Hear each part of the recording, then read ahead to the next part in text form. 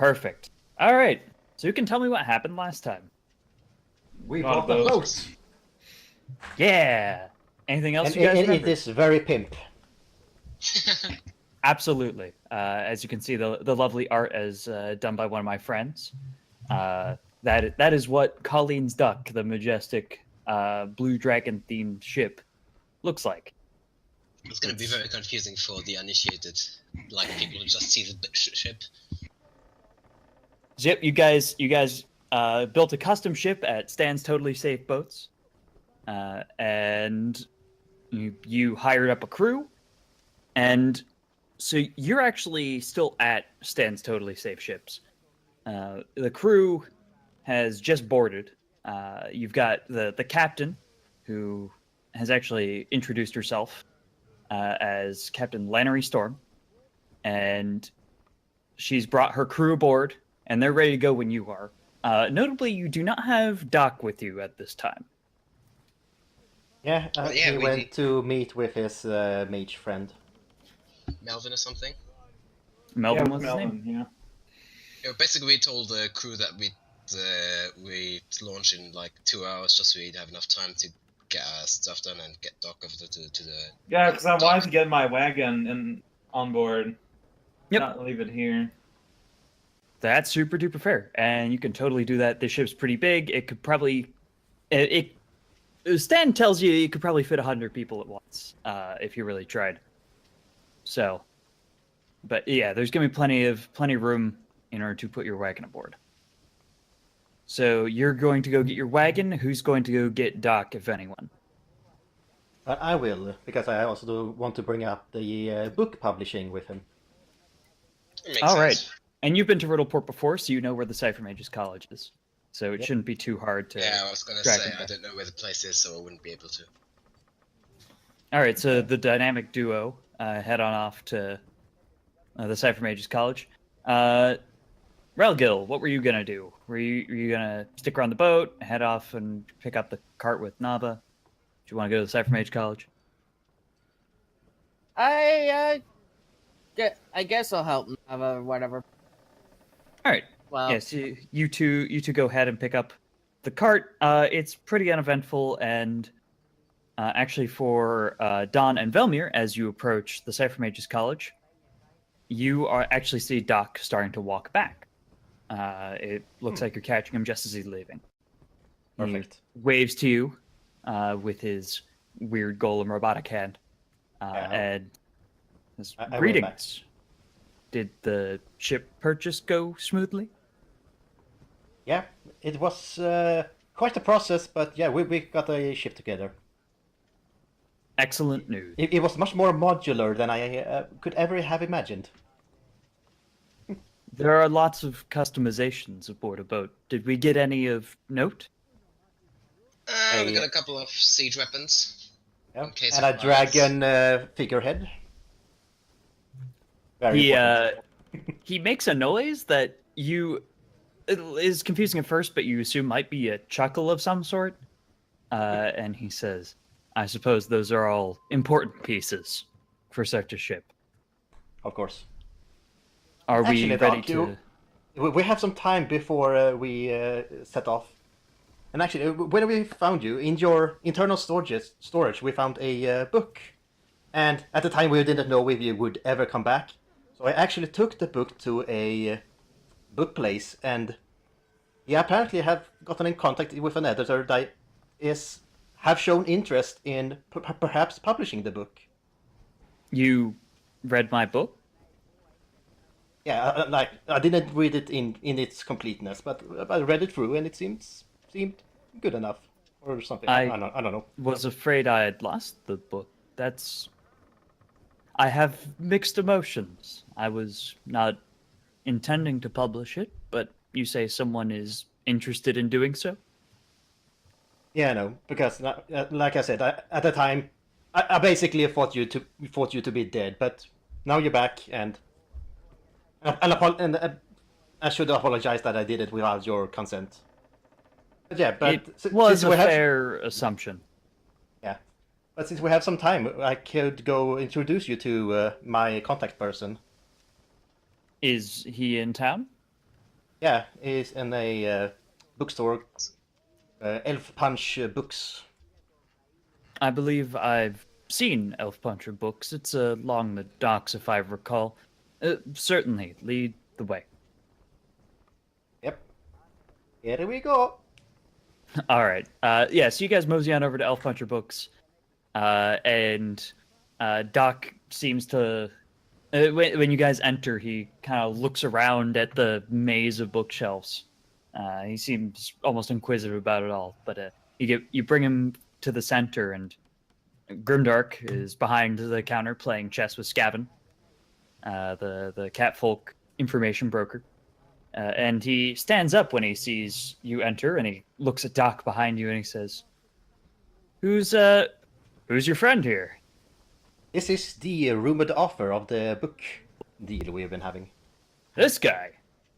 Yep. Well, I'm not one to look a gift horse in the mouth. You sir have written something that's you could probably get a good number of copies sold of. I've actually gotten in touch with an editor. Glad to see that you actually managed to show up today. When are you going to be next in town? Because basically, I've got a bunch of pending book deal stuff, and we just need to have a meeting with the editor in order to figure out what sort of stuff needs to be changed, updated, etc. And we can get your book published and out on shelves all across Calderas. What do you say? And Doc kind of pauses for a moment and says, "I suppose that would be nice. It was not quite finished." Grimdark kind of looks up and goes, "Oh yeah, don't worry about that. We're not expecting anything perfect immediately. Really, it's just the editor has some good notes to start with, and then we can work on editing it from there to get it something publishable. We're looking at, if you're interested in such a book deal, probably a release date in 2 months. How's that sound?" That seems like a rather short amount of time, but I suppose I could do so. I'm interested in your opinions of my work. Oh, well, it was a fine book. Really, I'm most interested in how I can sell it. But I thought it was pretty all right. Your friend here seemed to like it enough to bring it to me. Now let's see what we can do to make this work. How's Friday look for you? Black says that. I suppose that's 3 days from now. I will probably be in town. I suspect maybe waiting until next week may be best. And they begin to hash out like some scheduling, and Doc actually asks you, Velmir, how long you guys expect to be out and away from Riddleport. Ooh. I mean, we've been expecting for at least a week, Yeah. and that's just on the way to the to our destination. I don't know how long it would take to actually get back, so even 2 weeks. 2 weeks? All right, you're killing me, but all right, it's good to know now rather than after I've actually made the scheduling. Cool. So, since you're interested, we'll set up a nice book deal. I'm gonna meet with the editor myself, actually get a contract written up. Nothing's official until you sign it, though, so don't worry. And he's not too evil, so we should be good. Have fun on your journey. If any of your plans change, send us a messenger. And Doc just gives a little nod, and he turns to you and says, I'm honored. Thank you. I appreciate this more than I expected to. No worries. Oh, if there's nothing else, I believe I have a rook I need to take over there. So, gentlemen, Grimdark sits back down at the table and immediately takes a rook with his knight, and Scavin starts glowering.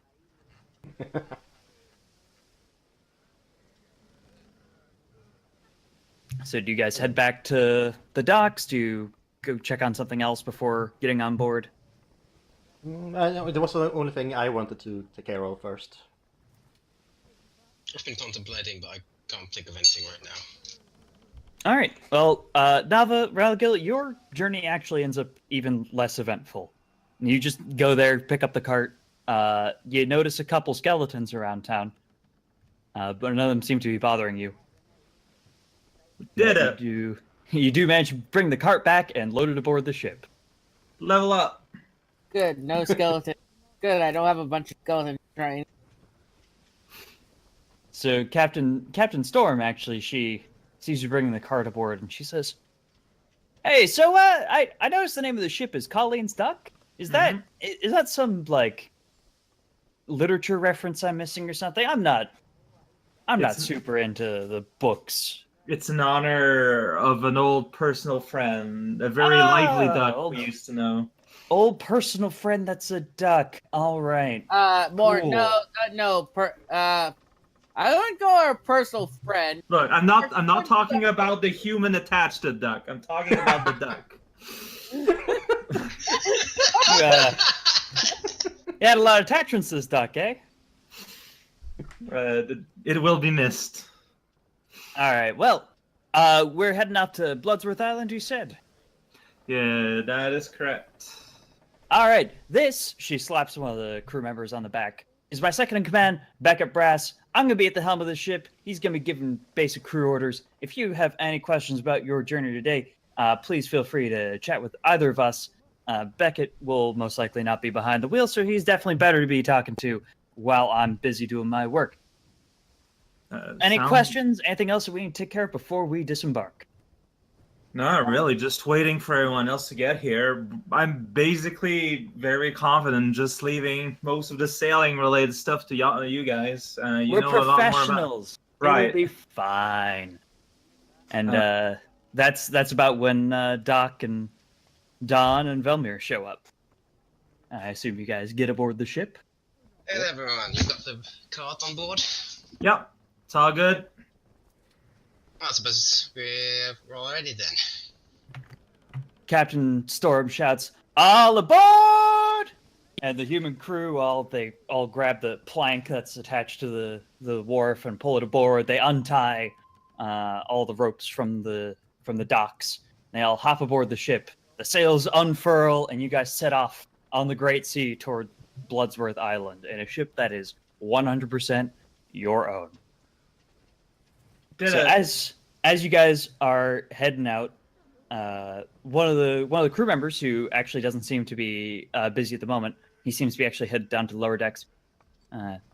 He actually pulls Velmir aside, says, "Hey, I'm part of the night crew, so I'm hitting the hay now. But what exactly are we heading out on, anyways? I don't know much about this journey. I know that we're not really supposed to ask any questions, so you can refuse to answer if you choose. It's part of the contract. I'm just curious what sort of stuff we're getting ourselves into." Well, hopefully you guys as a crew is not going to get into any funny business, so to speak. I do like the sound of that. Yeah. In fact, that's why we grabbed the second boat. The Second rowboat? yes. Yeah. Or That's... So that way that's all the details you will need to know. Ha! Alright. Very well. We're not going to get into anything. You got it. If we do get into anything... It's not a promise, it's just a hope. Just a hope. Well, if we do get into things, we may be asking for a little bit more payment. Hopefully that's understandable. That's part of the contract and all that. But assuming that this all goes as uneventfully as you hope, I expect this to be a lovely few weeks at sea. And with that, he hops in bed in one of the hammocks below deck. And he puts on a nice little sleep mask and everything. So did you guys want to talk to any of the crew members? They are all humans. They seem to be a wide variety of salty sailors aboard. If you guys want to... I suppose I should ask around what I should make for dinner. Well, what are the options? Says one of the bigger, beefier sailors. Yeah, basically, as it happens to be, I have the ability to basically make basically any food I can think of. Are you one of those clerics with the whole creating food and water out of thin air thing? I am a servant of my god, indeed. Really? What kind of god do you follow? I don't think I recognize that symbol. That's Shibe. He's not particularly well known, but he's very solid god. He's all about loyalty and protecting your close ones, all that stuff. Yeah, basically, I'm not exactly a specialist chef, but I think I can at least fix up something that will serve as as food. Something that'll serve as food, eh? I don't know. Can you give us steak? Because that sounds pretty great. I suppose so. Yeah, steak and potatoes for the crew. The crew all looks back at him and shouts, "Drah!" And they're all super into the idea of steak and potatoes at sea. Oh boy, I guess I'll have to check out what the kitchen's got then. All right. And sure enough, the kitchen does have basically all of the basic like pots and pans and griddles. It has. It seems to have all the basic stuff that a kitchen needs. Well, time to pull out like 30 steaks out of the bag. All right, you start going to town pulling steaks out of the pouch of many ingredients, completely misusing its original purpose in the best way possible. But to be fair, its original purpose was to make a bajillion pies, so I don't think anybody's gonna get too upset at you for that. Oh dear. Steak pies. I mean, after I've got that done and the potatoes out, I suppose.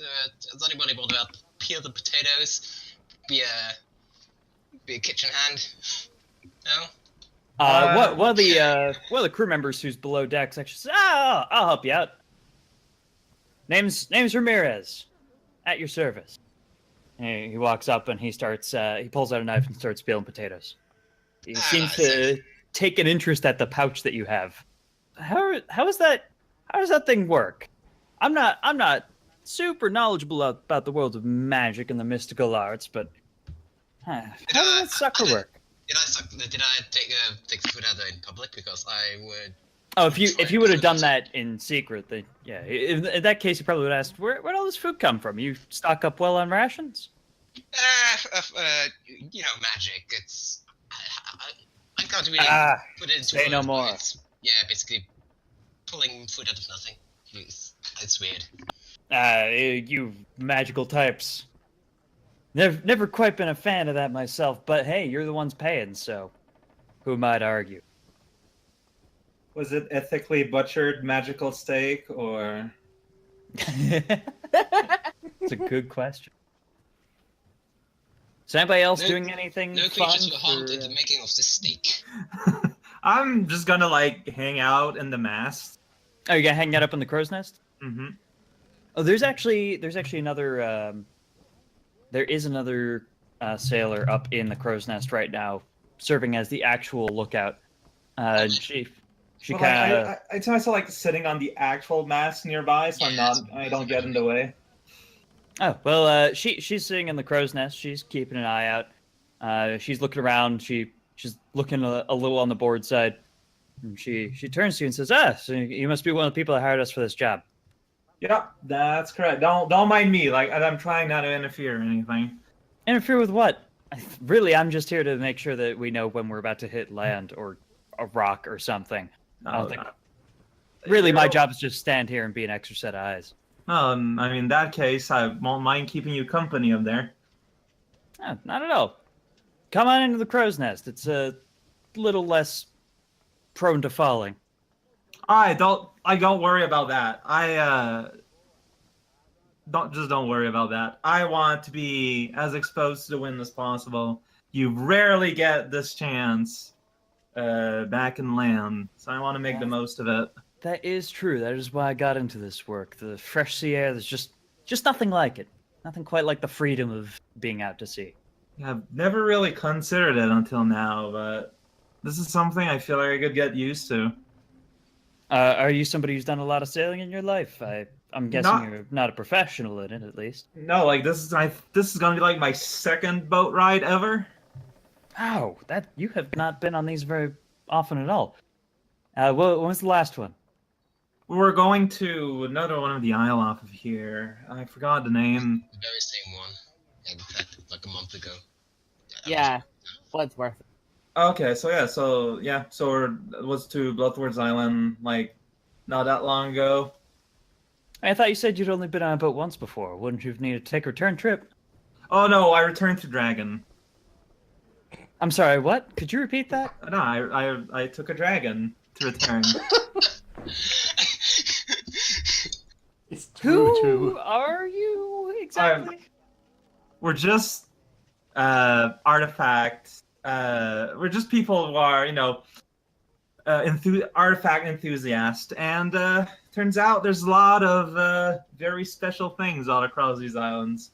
She kind of looks down at the mast, at the dragon head mast of your ship, and looks back up at you and says, I don't have to worry about running into dragons while Nah. traveling with you, do I? The only dragon around here knows us, so don't worry. That... Okay. It knows you in a friendly way, I hope? Oh, yeah. Like I said, gave us a ride and everything. That's... Okay. Oh boy. You've given me a lot to take in here. Well, we got some time. What are you, what's the whole purpose of this mission for you guys, anyway? I mean, again, we are interested in artifacts, and we got a hunch about a pair that particularly interests us. If you don't mind, I'm not going to be giving any more detail than that for now. No, Captain keeps reminding us it's all part of the contract. Don't press the customers too much. It's just curiosity, just try to make some small talk. But yeah, really, like we got wind of something, a very rare object or two, and want to see what's up with that. Hopefully, you can maybe bring it back. Right, clearly, the artifact hunting business has been doing well for you. You've certainly got enough money to put yourself together a decent ship. Hopefully, this will bring so much more after we're done too. Well, Looking forward to that. Yeah, I mean, hey, if we're still getting paid, I hope that everything goes great for you guys. So, name's Carrie. Mine is Nava. Hope that this journey goes well, wherever it takes us. Me too. Now, if everything goes well, this should be pretty easy mode for all of you. I can get behind that. Nice, easy job ahead of us. Anybody else want to interact with any of the crew or anybody doing anything fun aboard the ship? I mostly keep to myself below deck. Probably walk about. I've got a fishing set if anybody wants to use it. Look out. Look over.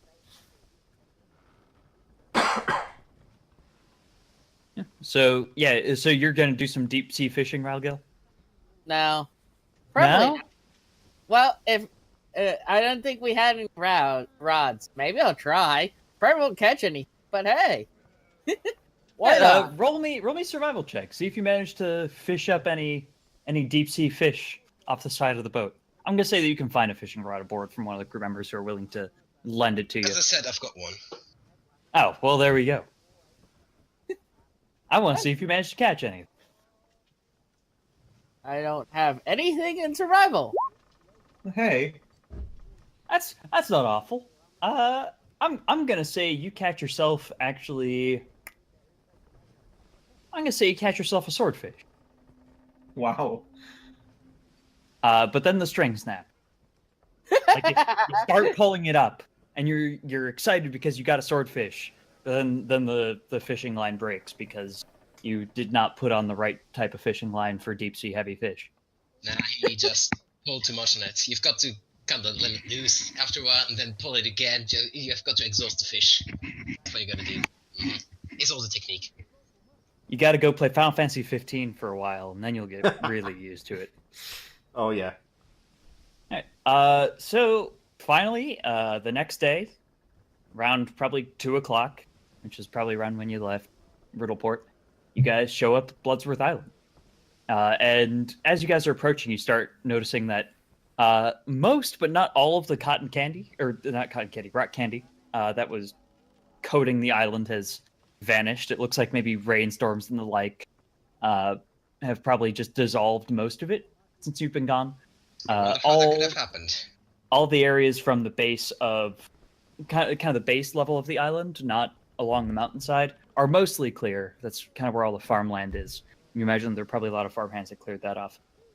But as you look up the mountain, you see that the rock candy gets more and more patchy in larger patches, and it just looks like the island hasn't fully recovered from rock candy devouring everything. I imagine that the rock candy that's still there is going to be even worse because it's going to be all sticky and stuff. Oh yeah, in fact, as soon as you dock on the island and step off that boat, you're just slammed with the smell of sugar. It's still just permeating the place. Captain Storm says, "All right, here we are. How long are we expected to be waiting here before taking off tomorrow? Or not tomorrow, but whenever we're taking off." It shouldn't take really more than like a day and a half, right? At most. We'll be here a day and a half. All right. I guess we'll just stay aboard this ship. You're probably gonna have to pay some docking fees or something to the locals. And sure enough, you do see what looks like a dock manager walking up. Yeah, fair enough. He says, "Docking fees are gonna be 5 gold a day." That's fine. Yeah. How long are you planning on docking here? A day, 2 at most. 2 at most, yeah. 2 days? Then that will be 10 gold. If you leave early, we'll refund you the difference. No. Yeah. I think we've still got money left from the budget. I'll pay it entirely. Alright. I've left some food in the kitchen. It's not gonna be warm, so fresh, but I hope you can tolerate that. Do you make like a big stew and just leave it on simmer? Yeah, I imagine Like- that. Yeah, basically, yeah. I mean, making dinner just that one time the other day it's not gonna take the entire day. So I imagine I'd spend the rest of the day making food for the time that we weren't gonna be there. You don't have any sort of cooking check. I've got profession. Oh, you've got cook. profession cook. I want you to roll that. Just see how good your food turned out. You had access to literally every ingredient, so you get a pretty good. Wow, your food was phenomenal. Like seriously, people were absolutely delighted. Like you were like, okay, steak, let's see if we can make this work, and you just put together some perfectly cooked like filet mignon for everyone, and it's Some delightful. Pepper sauce on it. Oh yeah, you got like the spicing just right, just a little bit of an edge with the kick and very full flavor. It was great. It was phenomenal. You made all the food. On our adventure, us have been eating better than like the vast majority of all people in this land. It helps which artifact you picked up first.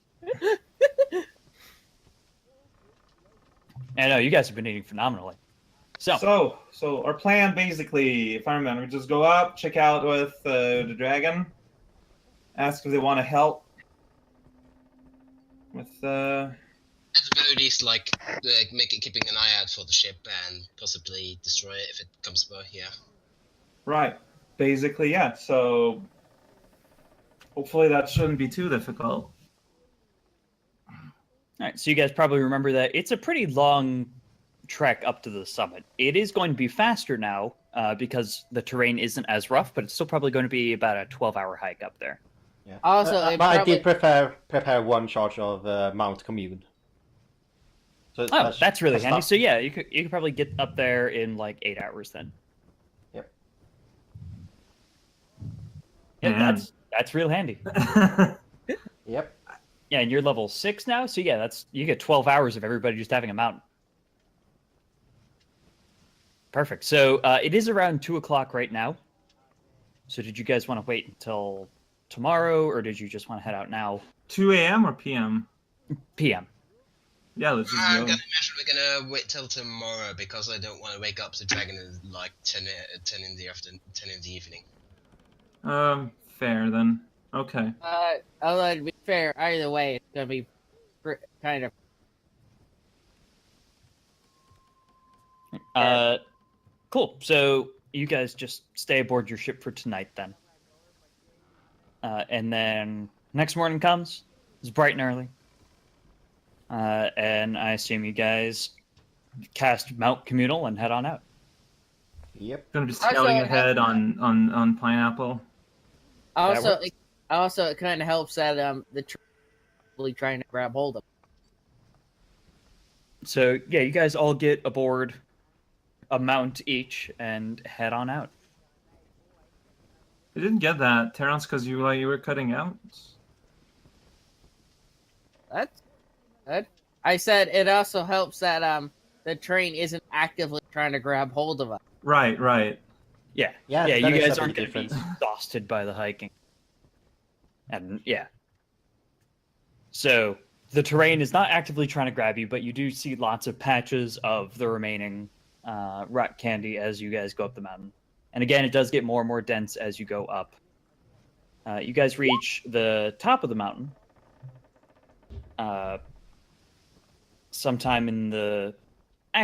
So as you guys are probably about an hour and a half, 2 hours from the summit, Nava, you actually sense... Oh wait, Doc is with you. Okay, yeah, sorry. You actually sense that you are being scryed. Probably by the dragon. I'm Uh, thinking it's a dragon. I mean, you do have. Terrence knows that we aren't actually scryable with the amulets because of the brooches, so yeah, I would imagine. Oh wait, Snap, are you guys actually wearing all the brooches? Yes. I am. That's right. Okay. Doc So- would be the only one that would be scryable then. In that case, you see Doc's eyes glow blue. And you hear a voice come from Doc. Hello?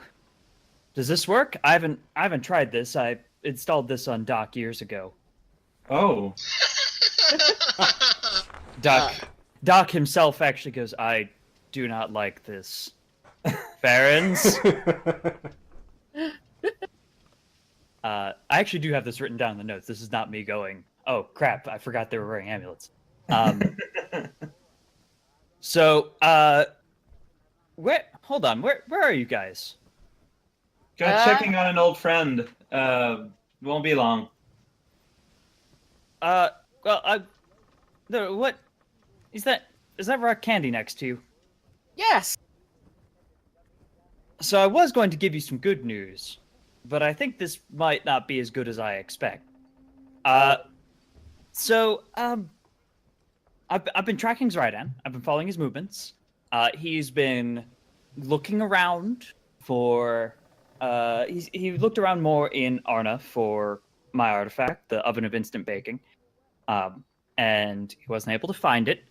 So he continued along the research path of the next artifact on his list. And the last known location that he's been able to come up with for the last artifact that he's looking for the next artifact he's looking for is Bloodsworth Island. I imagined that. I expected to tell you, oh, this is great news. We know where he is. We may be able to ambush him, but he's about an hour from docking. Wow, that's great news. We know where he is. We can ambush him. Yeah, we can still ambush him. And This we have is- a dragon's help. Yeah.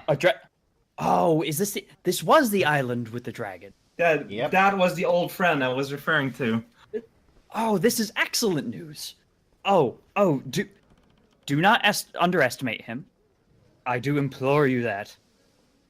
But that's brilliant. That's the kind of tables that need to be turned. How did the boat turn out, by the way? Was that enough money that I gave you guys? Yeah, Well, that's enough. It's been a long time since I've looked at boat prices in the market.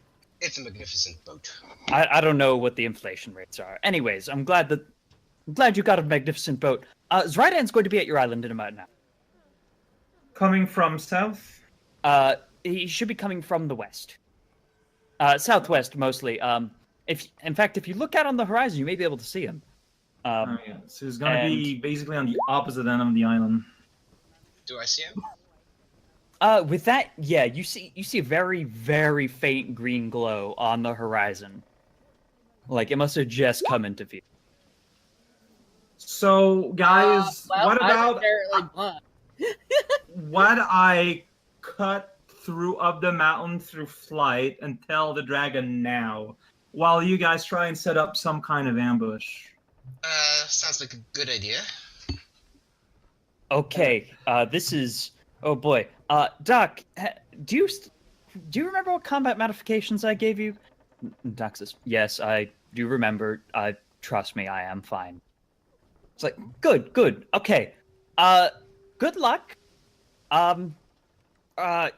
Is there anything else I can do for you? I suspect the answer is no. No, not. But thank you No. for offering. I mean, nothing comes to mind, but if you can think of anything, don't be afraid to do. Oh boy. Good luck. I wish Scribe lasted longer. I wish I could see how this all resolves. Oh boy. You know what? I'm gonna remove my pin, so if you want to check up on us, it'll be easier for you. Oh, it takes me an hour to prepare this spell. I might check in an hour. All right. Good luck. Have fun. And with that, Doc's eyes return to their normal white glow. Okay, so before we actually do an ambush, I think we should maybe hide the bag, but I'm not sure if it would help much since he could just detect. I don't think he has any way of detecting the bag. Well, Velmir, roll me a knowledge arcana check. Right. Arcana. Yeah, Nice. so you remember that he has greater detect magic in his spellbook, Right. and greater detect magic allows you to trace similar magical signatures. Yep, I do tell the group. So Wait. one person needs to get to the boat and tell them that things are gonna get potentially a lot rockier than expected. And a lot earlier. Yeah. How far away are we from? You guys are about 7 hours journey from the boat. You can see it way down the mountain. But that's There's- with the mount, so maybe about 10 hours by foot. Probably. Yeah, there's no way we're getting down this time. Someone someone has a spell or something. Hmm. Uh-huh. I don't. My furthest message sending spell is what? It's 400 foot plus 40 foot per level, so it's only 460 feet. No. 620 feet. 24. Which isn't very. It's not enough.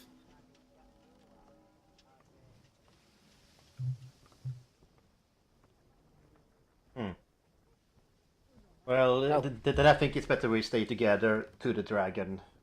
And maybe the dragon can give us a ride again. I mean, I can get to the dragon by just flying up the mountain faster than anyone. Yeah, you should do that either way, so just the name. At least you look for someplace defensible and use the And yeah, like once we're done, Use, once I'm done with the dragon, I'll go and inform the ship basically, and after that, I'll try to reach y'all. Can I said we should use the magical item. The artifact bait for his right end. Set But up. how? Like leave it on the ground? Well, he can detect the trace of it, right? So he can just follow. He will probably follow the trail anyway. Or- Yep. So if he follows the trail to us, we can set up. We probably want to use like somewhere where the boats, catapults, and stuff would be useful. I don't think about. I'm not an expert in this, but I'm probably guessing that isn't that long, and that would be kind of dangerous in the area. Well, Wait a second. So we still have the anti-magic field in a field down the mountain, right? You have no idea. and given that his parasol returned, I suspect it's no longer in operation. Probably. And then they might have just dug it up. Potentially. Maybe, but I doubt it. Yeah. The only way we'll know for sure is if we go there, and that's a couple hours away, Yeah, that's like to say the least. That's down close-ish to the docks, so that's also going to Yeah. be like a 7-hour yeah. journey down. So he meet us before that happened. Yeah. Running, probably. Actually, which side of the island is our boat? All the main docks for Bloodsworth Island are on the west side. Okay, coming west, correct? Yeah, so it's about where the arrow is pointing. So he's gonna be like way like southern than that. Like I'm assuming he's gonna end like dock where it, like forms a water drop. So like more souther than we are is what I'd be thinking. There's no real other main docks besides the one that you docked at for this island. Again, it's mostly just an agriculture island. Most of the stuff comes through this one port. Okay. There's a couple of minor like huts along the coast with tiny docks, but nothing that would actually support a large ship. So he's gonna get close to the dock, and his greater magic detection is gonna detect the fact that we just used the magic bag all over the ship. Potentially. Me? I don't know. Again, It's not that likely. Like, it's been a No. couple hours since then, so. Greater magic lasts a while, though. It does. It can last for, I think, like half your level days that you can detect how long ago something was there. Yeah. Oh boy. Yeah, but it probably also leaves a trail that tells you where something is moving. Yeah, you could basically he's going you to know know- from your arcane check that you could definitely track something. So in other words, we got our bait. It's us. Yes, Yeah. So you should that's be. what I've been saying. It's a tactic. That's what I've been saying. The bait is we are the bait. So yeah, now I should try to inform the dragon that we should find a place where we can at the very least ambush or at least defend ourselves against his hordes of undead mooks or whatever. Yeah. Thank goodness Pathfinder made it so undead are not immune. Thank goodness.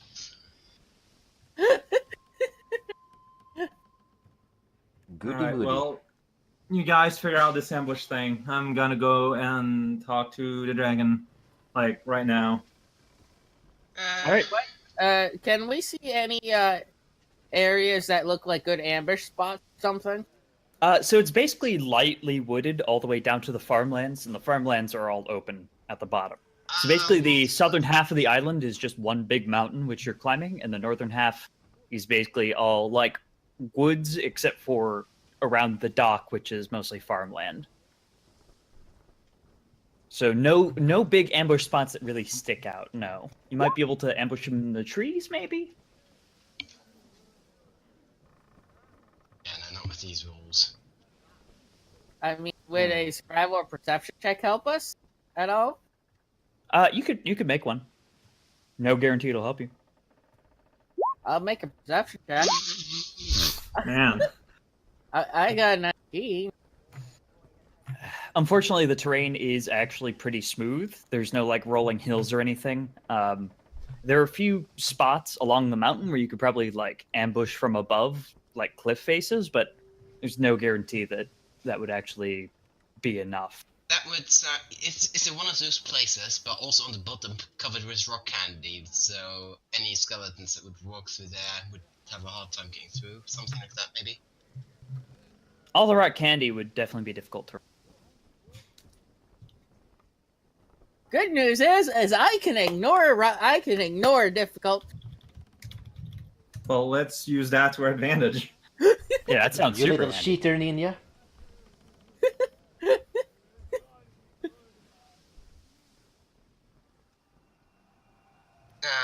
Fortunately, I've already changed my spell set. Before, just in case we did actually run into Zoidan before we got to his islands. I actually figured we'd run into his ship and not on him on an island. But yeah, so I've got protection against evil prepared for Relgil, and compel hostility for, or was it the nice chant? I forgot which one it was. But the one that basically taunts enemies, just for in case he has some nasty undead. It won't work against him because he's probably got a good will save.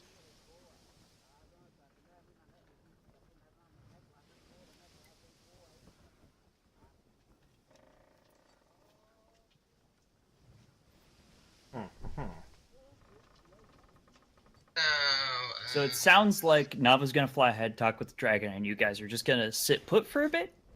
I mean, we're going to look around. Fair Okay. up. Yeah.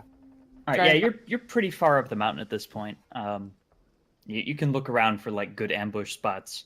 Maybe there's a spot with some loose rocks that we could push down the hill. Any loose rocks are probably covered. Yeah. Oh. Yeah. Yeah, this mountain's pretty worn down from years of being along this, like, so close to the sea. It's pretty smooth. There's not a lot of loose rocks, and what you do find isn't too heavy. Yeah, makes sense. And you could probably pelt somebody with rocks from above, but that's probably not any more useful than like shooting an arrow at them. Have anything that could break chunks of a mountain off? I've still got that pickaxe.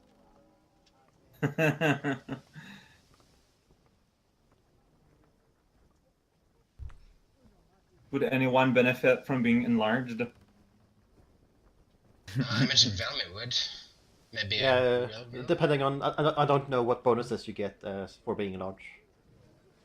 But I'm guessing that my weapon would be enlarged too, so there's more damage and stuff, right? Yeah, and you get more strength. You lose some dex, though, if I recall.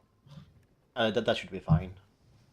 Basically, you get size modifiers go down because of the size. You're easier to hit and harder to actually hit stuff, but your damage goes up.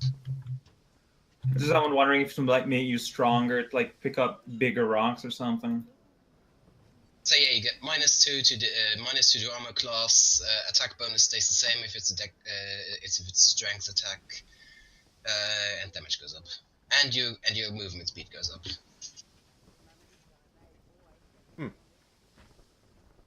So probably not that good for Relgan because I think his attacks are dexterity based.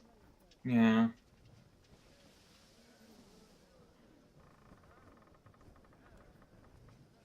Although I do like the idea of a medium-sized kobold fighting alongside you It's guys. just a lizard person at that point. It probably would help very. Given all my skills key off most key off dexterity. You keep cutting out again. Yeah, you've been cutting out a lot. Like a third of the words go away. Testing. That was clear. It was only one word too. Testing. Also clear. I'm guessing that your mic cutoff is just a little higher than usual. Just speak closer to the mic and you're probably fine. Well, my mic is a headset on my head. Oh, okay. Well, speak Even slightly louder. then, the relative position of your mic from your headset can change a lot. That's true. No, what I was saying was all my skills key off dexterity, and enlarging me, what would increase my strength, it would decrease my dexterity by a couple. Yeah. Yeah, and that would be kind of bad. And it would So- also take off 4 points off my stealth. And Yeah, so I'm thinking either Velmir or Pineapple. Yeah. Considering I'm not there on the scene right now, I'm probably just gonna grow Pineapple up. If Have you just bolted already? yeah. All right, pineapple would only be enlarged for 6 rounds, though. Whatever, Or wait, that's 6 fine. minutes. 6 minutes. Yeah, that's I could fine. also give him. Could also give him Magic Fang just for extra damage. So yeah, we should probably just put all our buffs onto Pineapple right before he spring the ambush. Surprise! Giant fish bird. Yeah, like I'm not gonna enlarge now. Like it's gonna be when I join the fight later or whatever. So to maximize the time. I mean, you're not gonna be away for that long, and Zoidan's gonna take a while to get there anyway. So you're probably gonna be back in time. Mm-hmm. So has Nava taken off? Yeah, I'm out. Okay. So you make it up to the dragon's cave in about 30 minutes, and you step into the threshold, and immediately you hear some movement, some very big movement, and you hear some stomping, as the bronze dragon Arcturus pokes his head around the corner. And he stares you right in the face. Says, "Hello, little one. What are you doing back?" Didn't expect to be back so soon. No. All right. Sorry. Just been sleeping. How are the little one going? The eggs should ideally be hatched in about a week. Oh, that's wonderful. Yes, I'm very, very excited. Less wonderful. A necromancer's coming to your island. I would agree with your assessment. That is less wonderful. So I just realized. So okay, I'm gonna be very straightforward with this. I asked if you would be willing to help us if we needed to in our quest. If we were able to contact you, the necromancer is coming over. The necromancer is also after us. I was wondering if we could join forces in trying to get rid of this menace. Is this from what I recall of our conversations and my rather intrusive spells, which I do apologize for from the beginning, this is the necromancer who is somewhat responsible for the whole island coming under the rock candy in the first place. Am I correct in that assessment? By somewhat, I would correct that as absolutely. Ha! Excellent. You can have no doubts on your mind that I shall help you in this. If you wouldn't mind giving me a ride, I would like to inform the crew of the boat we came to come here and also the other people around to get out of town for a bit, because I don't know how big of a mess this will turn into. I can probably get to the docks in about 30 minutes. Oh, that would be fantastic. Is the rest of your crew along? Yeah, they're further down the mountain. They were trying to think of a way to ambush this guy, but felt it was more important for me to just get up here and inform you as quickly as possible. So I cannot battle with more than one of you aboard me at any given time, simply due to maneuverability issues. However, I can definitely give you a ride down and assist in the fight. That is perfect. Hold on just one moment. And he turns, and you hear him mutter some things under his breath. You see some arcane glows come out from his snout. It seems like he cast some sort of barrier spell around the tunnel behind him. He spreads his wings a little bit, says, "Climb aboard." All right, and I do. No hesitation. All right. So he takes off, circles around the mountain looking for the rest of the crew before finding them and swooping down to pick you all up. So you guys see Arcturus with Nava on his back swoop down to say hi and gesture for you to climb aboard. Okay, I suppose we'll climb aboard then. All aboard. All right. So he takes off and heads down the mountain. And sure enough, as the flight is happening, you do see the ship get closer and closer. And it actually does... you actually can start to make out about how many people aboard there are. And this ship just seems swarmed with skeletons. All right. And there's only one non-skeleton that you can tell from this distance. They appear to be wearing all black. It's probably Zrydan. So, where are we in comparison to the docks and whatnot? You just got to the docks. Okay, and the zombie you ship can is still see. away, right? Yep. It's got a bit before it starts docking. Okay, because before, when he's above the docks, I would just jump off with a pineapple to get quickly to our ship and tell everyone to get out, to leave the dock for a few To hours. be honest, I would probably be the... Actually, do I have any points in fly? I think I do. Because I have wings. I can glide. Well, we can both do it then. Do you actually have a mechanical ability to fly? Because No, but Just I can glide. glide. then you don't have points in fly. You can't have that unless you... You can. you I don't know can't- enough about that mechanically. I thought the fly was just for general aerial maneuverability, regardless of whether or not you could actually fly. Mhm. Then again, I don't know the skill super Basically, well. you cannot. As it reads, you cannot take the skill without natural means of flight or gliding. Well, Again, Means gliding. yeah. So there we go. So I asked. Yeah. So if you It's can, fine. that's great. Perfect. So I mean, if you want to, you're welcome to. I was gonna say it's just well, hey, if you want to, you're welcome to take pineapple down. No. Also, if you got wings, I'm kind of surprised that it hasn't been brought up that often yet, because you'd think that a kobold with wings would raise a lot more. He's yeah. also got silver scales, so yeah. I've been dealing with a lot of stuff in this campaign. That also explains why that one guy recognized him from that crudely drawn picture. Because how many silver kobolds with wings do you see? You know. It's true. So you guys land immediately, and Naba, you've run on board, and Beckett Brass, second command, he sees you coming aboard, and he says, "Sir, what seems to be the matter? You seem a little flustered." On dock and keep far away from here for half a day. There is a necromantic ship full of skeleton on its way here.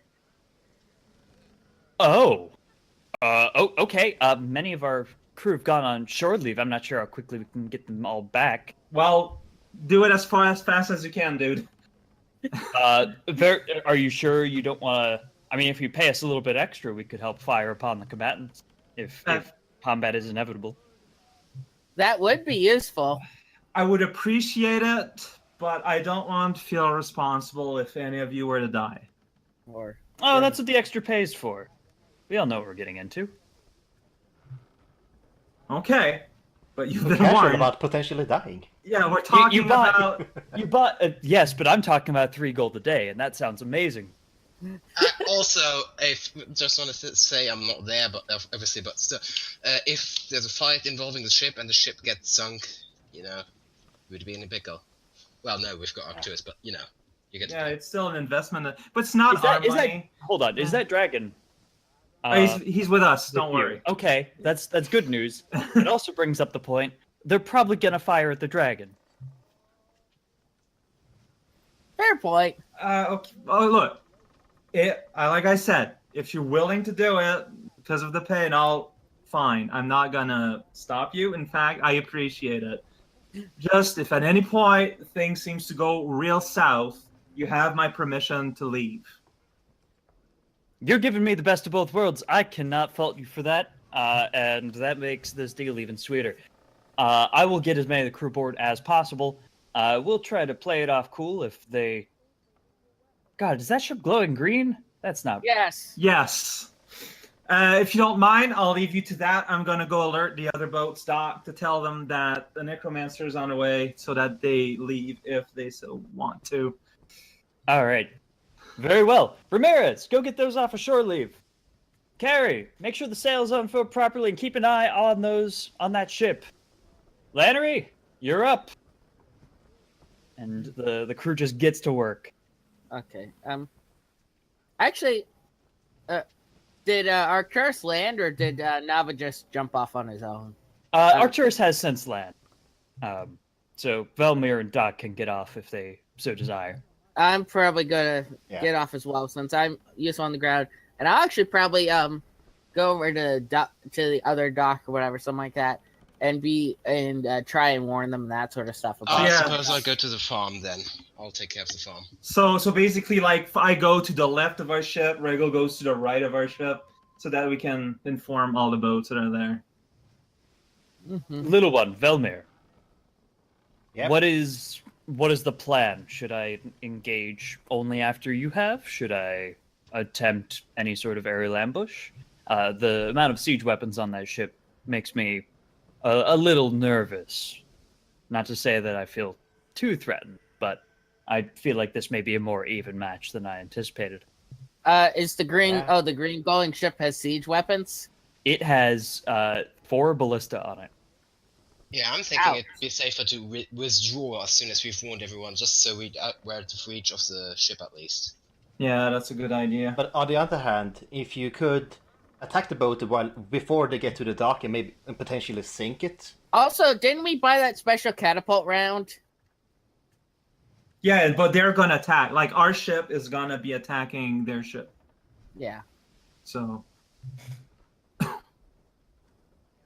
What does that bolt do again? I think. I think it is designed to set things on flame or something. Yep, it's an alchemist fire round that you guys picked up for your catapult. It is, in fact, designed to light ships on fire. Well, that will be useful if it hits. That will seriously put a damper in his plans. I mean, we'll Weird, see. though. It's a Because it really haunted boat, glows. so- The entire boat glows green. Does it even exist? Is it just a magical construct? Might be. Nobody knows. You do know that he's been able to stand on it, And Yeah. there are skeletons standing on it. and there's a bunch of skeletons standing. Which means it has some solidity. Yeah, but we don't know if it has any inflammability. Yeah. Hopefully it does. Well, So, we'll find out. Belmir, should I simply circle around for the time being before the battle starts, or should I engage Well, I'm now? not much of a tactician, but sure, that sounds good. Do that. I'm not much of one myself either. I don't have much experience in battle. To be fair, we weren't exactly planning on him coming here. We were planning on heading to where his base is located. Well, I'm glad that you weren't planning on bringing a destructive necromancer to my home. That does help our relationship a bit, I suppose. Okay, again, I'm gonna go try. Do I have any luck in getting the people to evacuate? Or Roll me a diplomacy check. I guess I Oh. should do that too. well, Yeah, I'm guessing we'd do that Mediocre. on the farm. I mean, the dragon landed, which freaked out a bunch of people, and then a tiny lizard with wings starts running up and going, "Hey, you see that glowy green ship? It's gonna fuck us all up." And then everybody starts going, we probably shouldn't be here anymore. So yes, you are successful in convincing people to start running away and hiding. So people all start, including the farmhands, start moving toward the eastern side of the island. So my Like- people also are listening, and the farmlands are also Yep. listening. So Yes. The ordinary the elf farmer listens to me. Yay.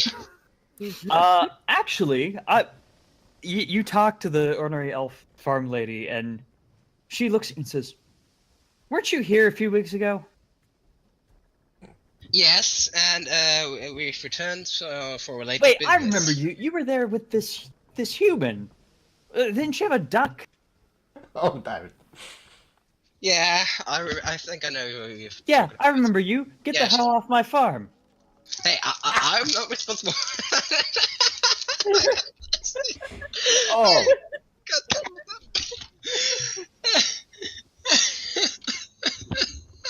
What are you still doing here? Shoo! No, I'm serious. I didn't have anything to do with whatever she did, and I'm honest to my gods, she's not with us right now anyway. And I'm serious. You see that ship over there, the one that's glowing all ghostly and green? That She pulls a spyglass out of her pocket and uncollapses it and looks out her office door, basically, down to the docks, and she says, "Oh yeah, that thing that's near the docks. And what about it?" basically it's filled with skeletons and a necromancer who is probably very capable. Yeah, no, you said enough. We're at. Good luck. Yeah, thanks. Good luck with you as well. And she starts rounding up her farm hands, and they sure enough head out east.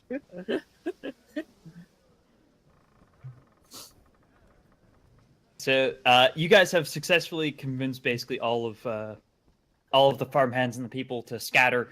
And just as the ship is really actually arriving at the dock, and some skeletons climb off to tie it to the dock, is when your ship with all of its crew finally disembarks. The Captain Storm is doing her best to play it cool, but she keeps side-eyeing the ship as they're leaving. Mm-hmm. They get a nice shove off the dock and start heading off into the distance, giving a wide berth. I mean, that's not too out of character for anybody, really, given that it's a glowing skeleton ship. A big, glowing green plank comes off of the ship and lands on the dock for people to disembark. And off the ship walks 4 skeletons and Zrydan. And the 4 skeletons that he has, one, they all look very different. So you've got one skeleton which appears to be engulfed in flames, which everyone seems to be giving a wide berth. You see one that is covered in blood. You see one that is size category large and covered with stone plate armor and wielding a giant axe. And you see one carrying a ladder.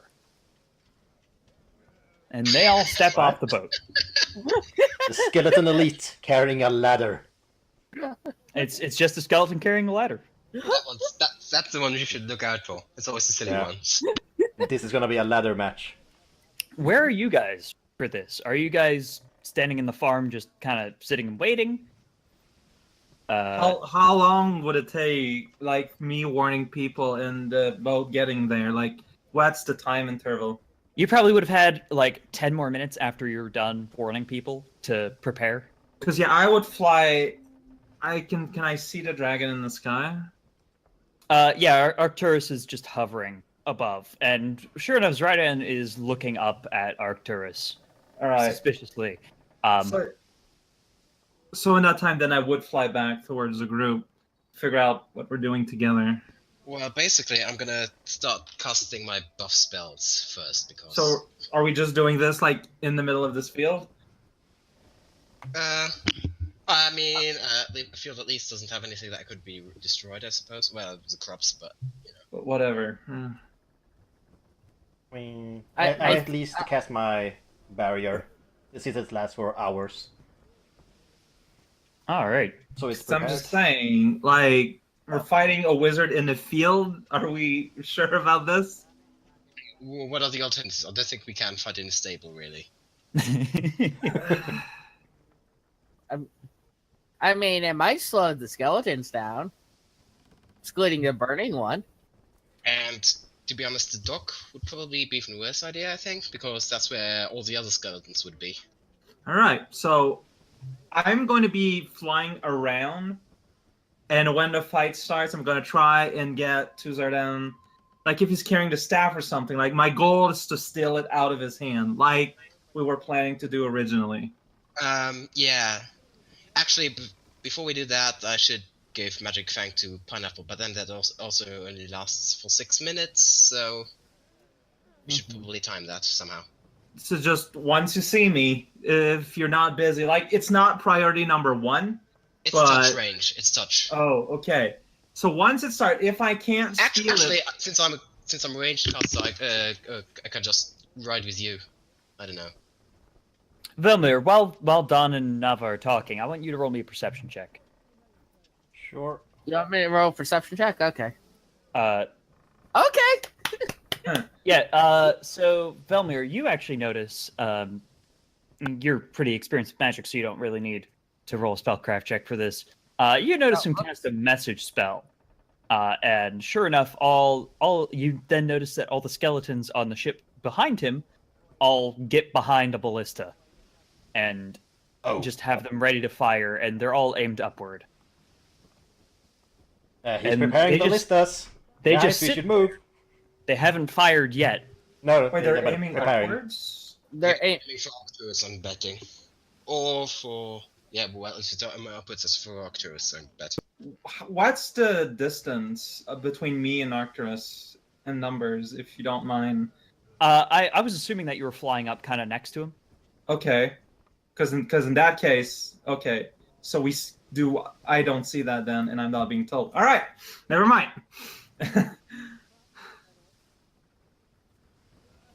I thought you were just. I thought you were just mentioning it was a general perception. a check or something. I misheard. I'm Yeah, sorry. but you still notice the ballista aiming upwards. You just didn't piece together that it was a message spell that he cast in order to inform his skeletons of this. Mhm. I really should take. I should possibly. Nah, that wouldn't be worth it. So Zrydan, with the skeletons in front of him, steps off of the dock and onto the farmland. And I think this is where protection from evil on Relga. He casts a spell. Velmir, if you want to roll a spellcraft check. Yes. Yeah, you don't know what it is. But you do see him start, like, sensing around him and feeling, and he seems to look up toward the mountain. And then he seems to turn left and face you guys. Yeah, it was detect magic, I bet. Diversion. Yeah, and he looking straight at us. He probably knows where we are at least. He's looking straight at you. And he steps forward with his skeleton. The burning one is leaving charred grass in its wake as it walks forward. They keep walking forward to you until Zrydan is kind of within shouting distance of you. And he shouts, "Yar, you be the Dampier from Daventry?"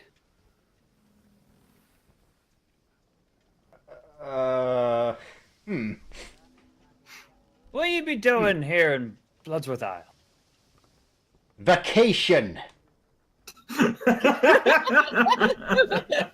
Roll me a bluff check. There's my bluff, there's my bluff. Nice. It's not bad. He doesn't believe you for a split second. Dang it. Dang it, my foolproof alibi. You don't happen to have any connection with that large flying thing above your head, do you? Actually, before I answer, is he within detection range for Hank? Yes. In fact, Hank has been like, yeah, he's got the artifacts. He's got him, boss. He's got them artifacts, guys. Just kill him. No, I don't say that.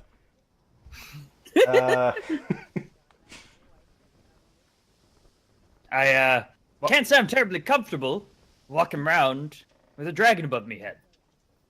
Right, that was what he asked before. I can't say we're comfortable with all these skeletons around, so, you know, we all could live with some compromises. Yarr. I think you have something that I want. What? Funny you would say that. I believe the contrary is also true. That you have something we want. Oh, so you be collecting the artifacts of bacon yourselves. What sort of agreement can we come to, such that I walk away here with the artifacts, and you don't walk away from here as a smoldering crater?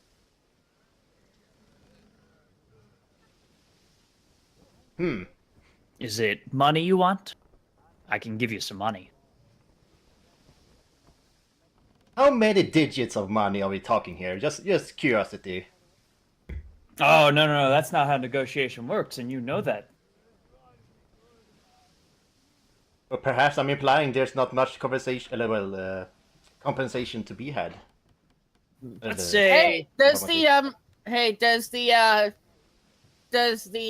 We're in the barn, aren't we, or something? Oh, you guys are outside in one of the farm field. I thought we were in the barn. Oh, well. Well, I suppose it's probably something that you can hide behind, like a fence post. I don't know. How about, say, 10,000 gold? How does that sound? Chump change.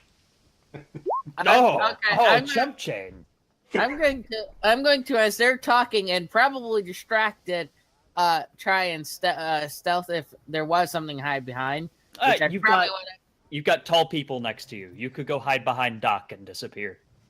So yeah, I'll let you stealth. Okay, and while they're talking, I'm going to try and move and keep stealthing around behind Raiden. Okay, here's the point where I need to actually show the battlefield. So Okay. I was That wondering would shake about things that. up a bit. So you guys probably want to zoom out and scroll down. So we've got the ship is just there for size generally, and so I can put it in the combat order if it starts firing. We've got the dragon at actual size, Nav on top of pineapple next to it. The four of you, and then the front two skeletons want the aura, which I assume you guys can see, is the burning one. Leather one, I bet. And the other one is the bloodied one to the left. And then the one in the back left with the crossbow, that's not a crossbow, it's a ladder. That's what I figured. Yeah. And then there's the big guy. So me and the dragon are significantly higher. Yeah. So what I'm thinking is I'm gonna use compel hostility on the big one, just so the Is there any walls or fences or anything around that I could? Yeah, there's a few fences. They're all like open, they're not solid fences. They're like picket They're all like- fences.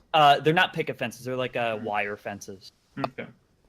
So basically, there's nothing I could hide around to try and sneak behind the guy. I mean the grass is kind of tall here. You guys are in a crop field, so it wouldn't be too hard for you to mosey your way there. But you did say also there was like piece of raw candy here and there still. Not in this area because you guys are Okay. down in the farms, and the farms have mostly recovered at this point. Okay. But there's tall grass, and you're tiny, so. Yeah. Again, because I was going to go use the opportunity to get a sneak attack in on Raiden with Well- my stealth, while everyone's busy talking, So chump change, you say? if that's possible. Yeah. So you've stealth. So I'll give it a few more sentences of talking before you get to move again. Chump change, eh? What's not chump change then? 10,000 gold is nothing to sneeze at. What about 20,000? Actually, what about your fancy little ship over there? Yeah, ha, ha, ha! Oh, you, sir. You, sir, are very funny. My ship is not for sale, I'm sorry. That is one of the few things that I simply cannot put on the table. Not sentimental or value A? Look, is there any way whatsoever that we can make this work? Ralgil, I'll let you move your speed again. Move Okay. 60? Wow. Well, I mean, that's a full round move action. Yeah, I'll let you do that. It's like up to here. Well, before we actually start negotiating, what do we actually intend to do with these artifacts? How do we know that you're not going to, use them to, I don't know, kill us or whatever? What makes you think that some basic artifacts for measuring out ingredients and the like could be used to kill someone? What absurdity are you speaking? Well, you aren't exactly a friendly-looking necromancer with your skeleton army and whatnot. Yeah. So I imagine you have found some way to do such a thing. Should we tell them that we actually have seen people die to these things? Well, not actually seen, but inferred, on this very island. You can do that if you want. I'm not going to. Yeah, I'm not even sure either. You have quite the crew with you. You managed to get a dragon. You have whatever that sort of golem thing is. You got that weird fish bird thing next to the dragon. And you even have a Where's that kobold anyway? Ralgil, you can move and take your turn. Okay, I'm gonna move around behind him, and He's What? right behind you! and I Yeah. well, don't ruin the surprise. Yeah, No, and no. I'm going to go and attack. Right behind you. Do All I right. hit? You do hit. Okay. I'm assuming that attack doesn't include your sneak attack damage. No, it doesn't. So that 3d6 is your sneak attack damage. So you get Yes. 12 damage off on him. All right. Good start. Yeah, that is a good start. Now everybody roll me some initiative. This boss fight might get a little zookeeper. Oh. I didn't select my token. Where did I put my initiative? There. It's been a bit. So It's Vel- just Velma dexterity, right? is 16. Yay, I'm fast. Cool. Wow. Oh well. Dawn is a 17 or 22. I'm a fast boy. I have a 17.1. Just 18.1. Oh, whoops. Okay. Then Nava. Pineapple has my same initiative, so 11. Yep. Arcturus gets. He only gets a +0? Man, wow. it's a slow boy. I mean, he's got size penalties and stuff, I think. He does. Duck gets to roll. Duck has slightly better initiative than the dragon in terms of bonuses anyway. In terms of flat numbers, he didn't do quite as well. to be fair, my attack or whatever, I rolled absolute minimum damage with my You did. You kind of rolled garbage there, which is unfortunate. Well, your sneak attack made up for it a little bit. A little bit, yeah. All right, Zryden, he. Oh, that's right. I'm still not on the initiative turn order, so.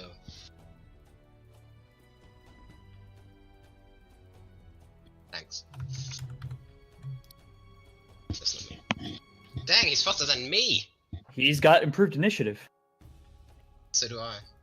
All right. Do all the skeletons have the same initiative? They do. I'm just counting all at once then.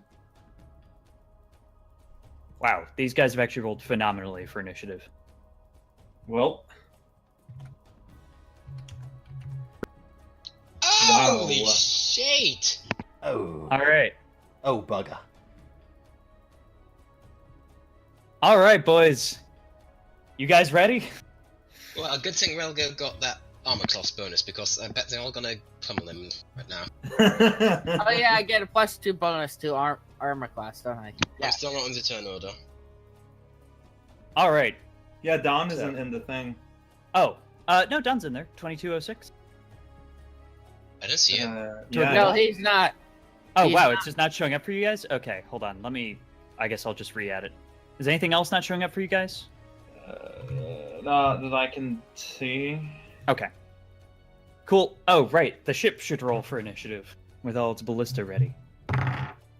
I should Is our ship has initiative? It's Your gone. your ship is pretty far off the coast, Hmm. but you see that it's facing Bloodsworth Island, so you're not quite sure how it's gonna go. Got it. All right. So now, okay, there we go. Cool. Skeletons. The first skeleton, which I'm actually going to have be the ladder skeleton, steps over here and swings at you with the ladder. This is no ordinary ladder. This is a battle ladder. Of And course he it actually is. swings at you with both ends of the battle ladder. It's like So that's pole a arm. 21 and a Miss. 19. miss. Both of those miss. Wow. Okay. Gee, you missed with a 21? That's amazing. Now it's the big guy's turn. He takes a lumbering step over here and brings this axe Actually, do I down. get an AOO on I get an AOO on the ladder skeleton, don't I? AOO? Oh, attack of opportunity? Why would you do that? Because they walked to you and then fought you. They didn't walk beside you. Yeah, he's got like dual weapon feats and stuff. You're not getting anything for that. I thought it was if you entered No, I think it's when you leave the threatened zone. It was, Yeah. Oh yeah. Yeah. So the big skeleton walks over. Because otherwise it'd be impossible to fight anything. He's got his big old axe, and he swings it down on you. And he misses with a 9. I'm sure even with all of your penalties for losing your dex and stuff, that 9 still doesn't hit you. No. The bloody skeleton charges forward. 3, 4, 5, 6. Yeah, and then I'm gonna say he holds his position. I'm naming the ladder skeleton Chelsea. 6. All right, burning skeleton steps forward. All right, and now it's Rydan's turn. This is what scares me. Rydan turns around, and he casts Waves of Blood. Oh no, he's got the bloody hands. So, first thing that happens is a wave of blood flies out at you, and he gets to roll a combat maneuver bonus bull rush against you. What is your combat maneuver defense? Oh dear, I didn't think that it's affected by protection. Dang it, the one flaw in my plan. Oh, it is. CMD is affected by deflection. Oh, 18. cool. 18. All right. He gets a 29. What? So Wow. that means that you're pushed back 10 feet by a wave of blood. And additionally, you need to make a fortitude save. Well, I presumably because of the spell. Yes. Okay, then. Then this is going to have a +2 bonus on top of what I'm rolling right now. So, actually, why is that still? Did I take that or did I not? I guess I didn't take that. Oh. Huh. Sorry, I was going about something. I was wondering if somebody had screwed up with my thingy, but it hadn't. So, 20. Wow. Okay. Yeah, you're actually fine. You are covered in blood, but you are not shaken whatsoever.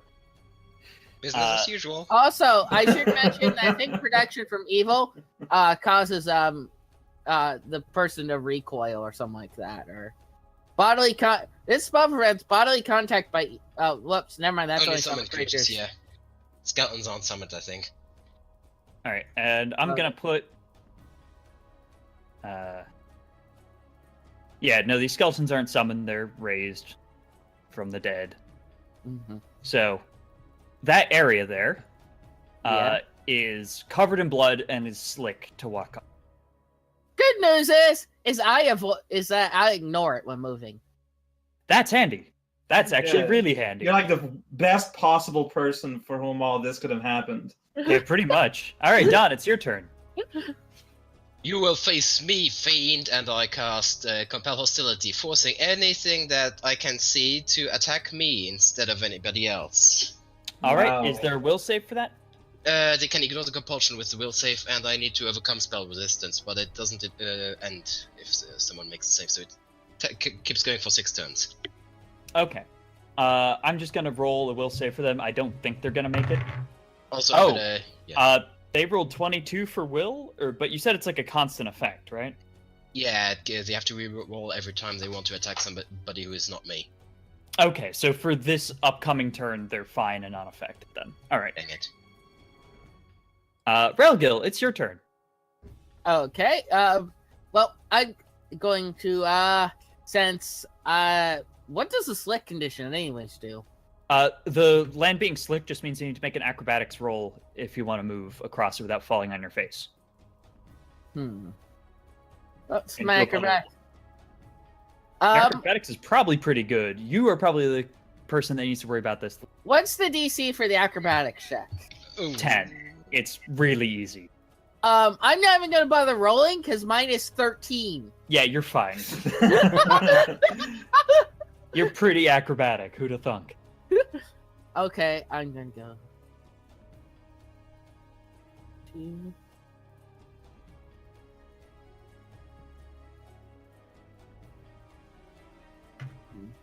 I'm sorry. Actually, should move in front first too, so they actually threaten them. So Okay. the effect actually works. Yeah, I'll let you do that. Okay, let me check something first. I need to... Well, actually, you ended your turn in the range of the burning skeleton. Oh. So, you take 4 fire damage. No save? No save. Oh, well, I can live with that. What's the... anyone in an area around the skeleton? Around the burning skeleton. I'm assuming What, it's... how big's the area? Well, It's a 5-foot aura.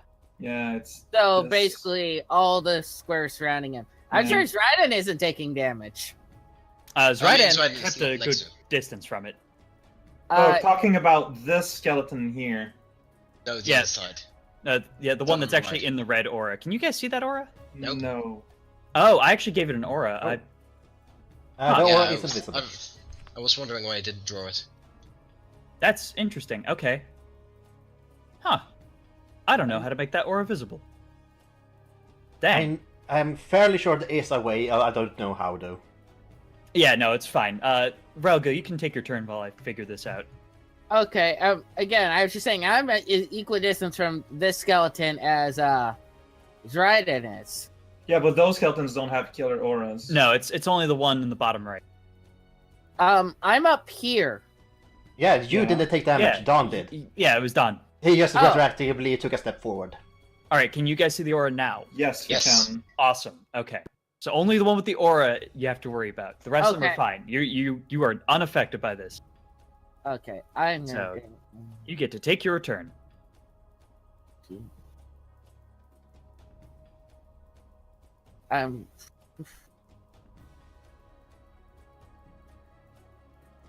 How often do I have to make an acrobatic check if I move across it? I think it's once, only once. I'm gonna make an Yeah. acrobatic. Okay, well, I'm gonna go make my acrobatics check, DC 15, which means I need to roll a 2. No, it's a DC 10, so you're fine. Yeah, Oh, you're talking about oh. like to avoid attacks of opportunity. Yes. Okay, cool. Yep, you're good. And you did roll a I'm 2. gonna go move up to here, and I'm going to stab him in the back. He's facing Again? the other way. All right. Surprise, surprise. And Man, he just attacked you, and then he still gets hit in the back. Just hop Lots of behind him and strats. do it again. Oh, Oh boy. All right, you do 10 holy damage. moly!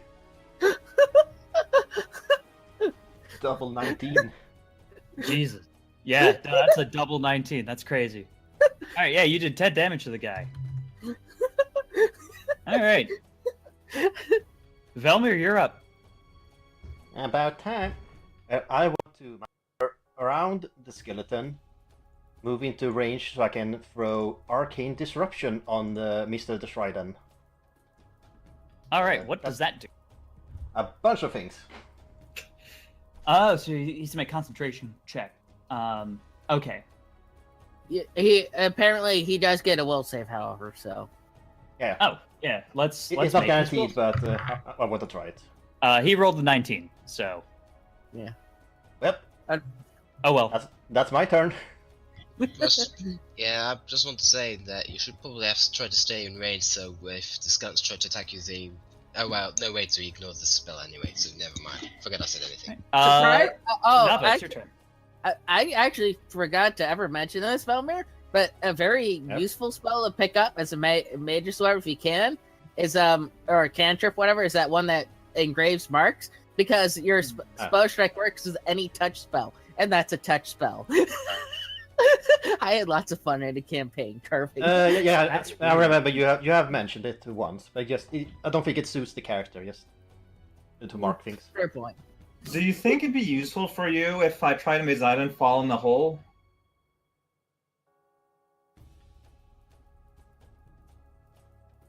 Raigo? Not really, because then you couldn't attack him, right? You could try to drop one of the skeletons in a hole. Maybe I should just drag the big skeleton so he's not in anyone's way. Yeah, that sounds You like a can good try that. Yeah, that would probably be useful. Or the fire skeleton, because that one's annoying. You know what? Maybe that would be a good idea. Okay. Yeah, because he's more in immediate danger. So my action for Nava is I'm going to cast Create Pit underneath the fire skeleton. All right. So he gets a reflex save, correct? That's correct. He rolled a natural 20. Well, there's still a big hole. It's just that he didn't fall into it. Yeah, I'm gonna just Quick dog, bullrush him. make a quick. Let's just make a quick pit here. Pit. I assume that's about where you wanted to put it. Yep, that is pretty much exactly what I wanted. Sweet. Does- And then he saved on his reflex save, so he's over here now. Can you make the pit Actually, wait, no, he'd rectangular? be over here. Wouldn't that mean that this Velmir would get Don does not get an attack of opportunity in this case. It's part of the wording of the spell.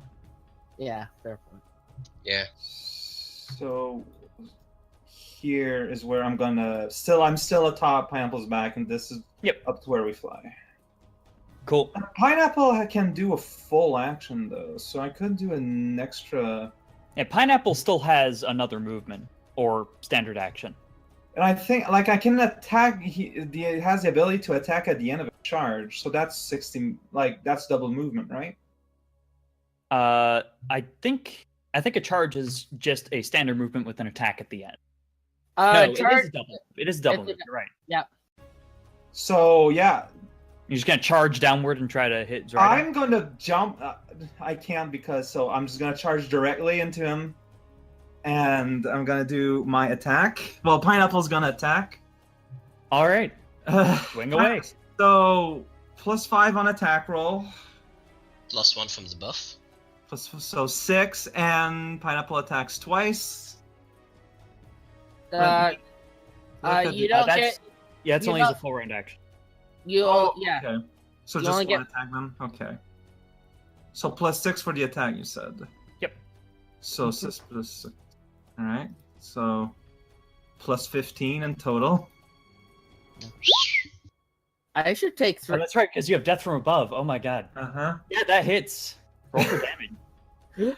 Alright, so you're damaged now. Because now Pineapple has a feature where it does electric attack in addition to its normal attack. God, that's right. So 1d4 + 4 + 1d6. Yeah, that sounds about right. Did you include the charge attack damage bonus? That's true. I think you get 2 from a charge attack. Oh, Yeah. I didn't. So let's do it +6 then. So that's the normal attack All right. plus the electric damage, which is coming. Well, it's still there. That's a shocking amount of damage. All right. Pulled it Yeah, out. no, that landed about as well as you would expect. Yeah. All So right. from the sky suddenly just gets claw in the face, and Pretty much. From And the back of the damage. head, like he wasn't Yeah. even expecting this. All right. It's the ship's turn. The ship aims its 4 ballista at Arcturus and fired. I'm glad I got out of the way. What is his... Okay. That's 1 hit. It's 2 hit. It's 3 hit. Oof. 3 hits. Ouch. Each of which are 3d8 of damage. Oof. That Some- hurts. So let's just roll. That's a pretty good skeleton crew he's got. 4 damage, straight up. Yep, he just takes 3 bolts of wood into the chest, basically. But now it's his turn. Octous, if you get some closer to the middle of the battlefield, I can do something that might help with your wounds. He looks down. He seems to ignore you. He charges forward toward the ship, Alright, fair enough. and he basically sweeps across it, using his breath weapon, which is just a stream of lightning. So let's see how many skeletons he kills. Go, dragon! Go, dragon! I choose you! Use your lightning breath attack. Use your thunderbolt. It's highly effective. All right. He manages to kill 3 of the skeletons aboard the ship. From a quick count, you guys are estimating that there were about 20 to start. That's a And he shocking puts amount up- of. He puts a big dent in the ship. Nice. That's a shocking amount of damage. It was a little bit better. All right, it's Doc's turn. Yeah, I can try to bull rush it now, I suppose. Now, what Doc does is, yeah, I'm gonna say he does just bull rush the guy. Doc just tries to shove this skeleton. Yeah, I and made he a hole. succeeds. There you go. My hole. Riddance. The burning skeleton does actually deal a little bit of fire damage on touch. So he takes a little bit of damage as the skeleton goes in the pit. It falls. And falls. It falls like 20 feet, I think? 30 feet. 30 feet. Okay, so it takes 3d6 of damage. And also is no longer in AoE range, or aura range for Velmir. Me, yeah. Alright. It takes 9 damage. I'm helping. Yay! Now it's the skeleton's turn. Oh boy. The skeleton with the ladder goes first. And he swaps out his battle ladder for a heavy repeating crossbow. What a downgrade. And fires at Nava.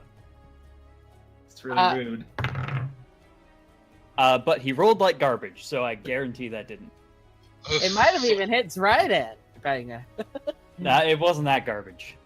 Opposed to triple damage to flying enemies, so that's lucky. But the big skeleton, because he has reach, doesn't even have to move to swing it. To swing at Ralgil.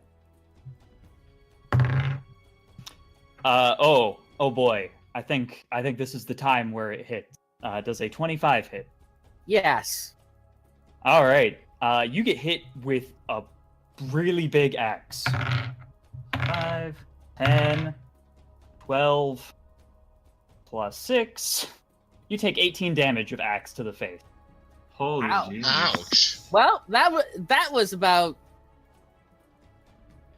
somewhere between a third and a half of my health. That's less than I expected. The bloody skeleton turns to face Don and takes a swing with a scimitar. So that is a 19 to hit. Nope. All right. The bloody skeleton stands up and tries to climb up the wall.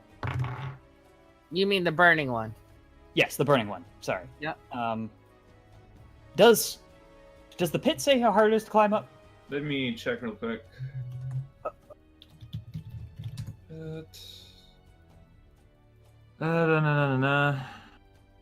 Oh wow, climb DC at 25. Yeah, he didn't do that. Wow. He tries to climb. He's not getting out. Yeah, coarse stone wall. Sorry, buddy. All right. That pit is it's- there for like 7 turns. Oh, also that skeleton would have probably fallen into it anyways, because apparently anyone on the edge of the pit has to make a +2 bonus to avoid falling into it. Reflex with a That's on cast. no, any creature. No, that's Any actually creature ending its turn. Oh, you're totally right. Well, I mean, it fell in anyways, so yeah. yeah, so it would have needed to make that roll anyways. So it is Rydan's turn. He turns around. He takes a 5-foot step back. And the spell that he casts is... He casts Ghoul Army. Hmm. That doesn't sound good. Of course, that also means they're summoned creatures, which means they can't touch me. So he summons a bunch of ghouls. Hold on. Just tinkering with location stuff. I hope they're really weak sauce. If there's a bunch, I mean, Yeah, There. excellent. Yeah, he just summoned a bunch of ghouls. And then he then takes his move action, because he only took a 5-foot step, in order to pull out a potion and chug it. Can you use a 5-foot step with a You move can't. action? Five, You can't. 5-foot step. So you can't use a move action as a move action, but you still yeah, have the right, move action. Yeah, sure. So he can use it to like drink a potion, which is what he's doing. All right. So My he looks a little bit better. And also I need to add these ghouls to the turn order. Crap, I forgot to do that. Give me just a second. Good news is, do they have spell resistance? You have no idea. Well, if they do, maybe, but I think. What was the cast? Did you do a cast spell check on fraction? So that one has nit +2. That one has a nit +4. So, these guys had to turn with initiative 7. And bigger guy had to turn over with initiative 6. So these guys actually go here in the turn order. so you can use a move action to do something like drink a potion? Yeah, there's Yeah. certain things that can be done as move actions. Okay. But if you take a 5-foot step, you can't use a move action as a move action. Okay. Like drawing a weapon is a move action, I think. Yeah. What about feeding someone else a potion? That is a standard action. Okay. So you it can't- is- Okay, So you it is can't not- do that for your move action. I'm going Yeah. to eat 2 attacks of opportunity. You gonna try an acrobatics check? I suppose, but I'm not gonna be very good at it. Like, I've got penalties and shit. I don't even think I can make the DC. Oh, okay. All right. Where are you moving to? Around here. Well, the fire one won't be able to. Yeah, the But fire no, one the won't be able other to. The other one can. Yep. So the bloody skeleton takes a swing at you. I assume an 18 does not hit. AC 22. Yeah. So that's your move action. You're good. By the power of Shibe, be banished, and I channel energy to heal/hurt anything in the yellow aura for 3d6 damage. Oh boy, here we go. What is the will DC? Some of these ho- things have some channeling resistance. Some of them do not. Yeah, so basically it's what's the half 17. It's going to be a 17 DC. Okay. So I will make the rolls for all of them while you roll how much health and damage gets dealt out. So I'm perfectly healed. That's exact amount of health I needed.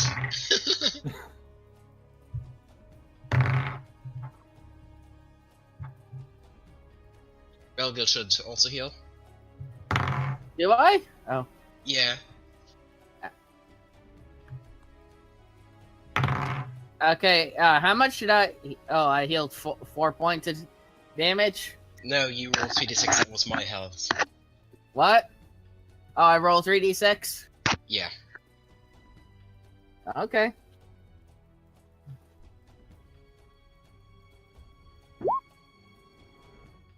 I like that result. And then the ghouls.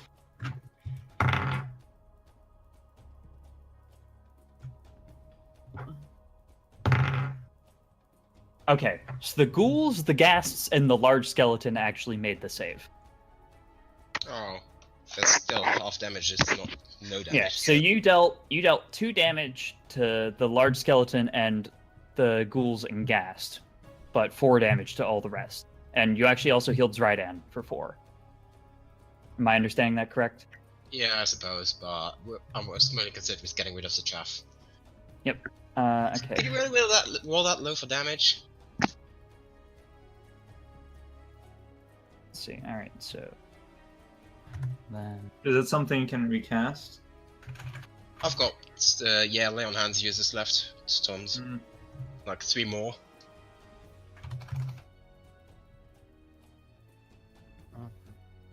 So I should have actually gone by that 4 roll instead of rolling my own 3d6, correct, Fencer? yeah, that's how it's supposed to be done. It's just supposed to be Should 1 it? roll for everything, I think. Oh, Wow, yeah, 2, 1, and 1. That's That- really unfortunate. That was very unfortunate. Okay, so on the good news, the burning skeleton's bloodied. huh. So you Well, got that okay. going for you. So we've got 2 bloodied skeletons now.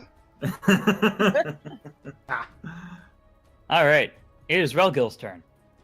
Okay, well, I'm going to kind of abuse the effect of that because I'm just going to roll acrobatic checks anyways to go around here. Keep in mind the aura around the ghast on the far left is super strong stench. Okay,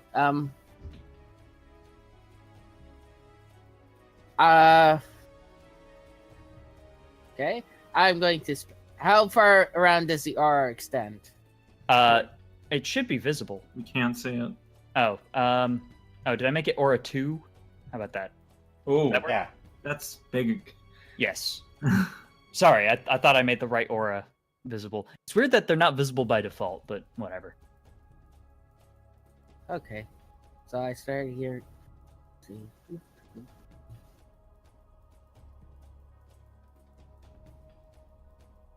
I wonder if does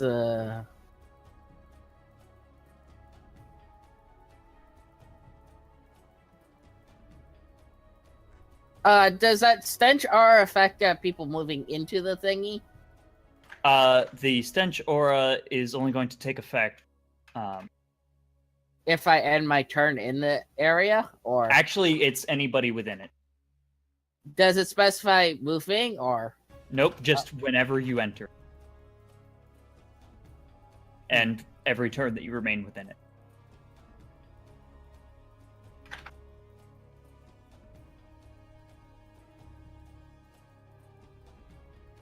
oops, sorry, that wasn't me trying to.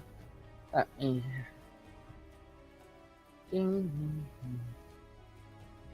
Okay, let me. I'm gonna go stop hitting stuff. Rag checks. Okay, yep, I definitely would have made this. So 5, 10, 15, 20, 25. I'm gonna spend the Kai point to move an extra 20 feet. And just stab in the back again? Well, I mean, I'm just gonna tell energy again, so maybe you should just try to hurt one of the undead. I'm pretty sure if we hurt him, most of them will fall apart. And Yeah, also, but- like as long as he does more damage than you, fine. Okay. Oh, does that no, that doesn't. That misses. Yep, and unfortunately, that's kind of flanking. Oh well. There's Yeah, my because turn. there's nobody on the other side. All right. Yeah. So now it's Velmir's turn. Yep. And I don't know. Dak can probably handle the remaining skeleton down there. I'm just not sure if I should spell recall my arcane disruption again and try once more against Trident, or just run in and start hitting things. I'm not sure. I really I'm- like the idea of disrupting his casting personally, but Yeah, Just then, not then, I, sure then I if- will make an attempt. So Just not sure how much will he has. yeah. a bunch probably. Yeah, but yeah. 2 points from Arcane Pool to repair this little thingy. All right, so he needs to make another will save. Yep. He actually failed it. So Yeah, now nice. whenever he casts a spell, he needs to succeed at a concentration. Cool. Amazing. All right. And having a kobold constantly stab you in the butt is going to be very distracting, so not very conducive to concentration. I'm gonna make this icon disrupted. How long does that last? 1 round per What? level. Cool. That's gonna be 6 rounds of that. Nice. And I'll move in. Wait for my move, and that's my turn. All right, Nava, it's your turn. Right. The first thing I do personally is cast Enlarge on Pineapple. Oh boy. And am I going to use my own turn action to disembark and back off a bit? All right, sounds good. And Pineapple is going to attack the girl right in front there. All right, roll that attack. So 2 attacks. So, okay. So I add 2 more because of size. 2, not 1. Well, actually, you shouldn't add anything because you also get a size penalty. Yeah, To it's the attack roll, though? You get Yes. +1 from strength one. and -1 from size bonus. Oh so yeah. the so- target gains a +2 size bonus to strength. Oh, so it's +1. Right, okay. So it's the same attack roll then. Okay. Yeah. So... slightly better damage though. Right. So it's D20. And gets to do it twice. All right. Yeah, that hits. Uh, those, both of them?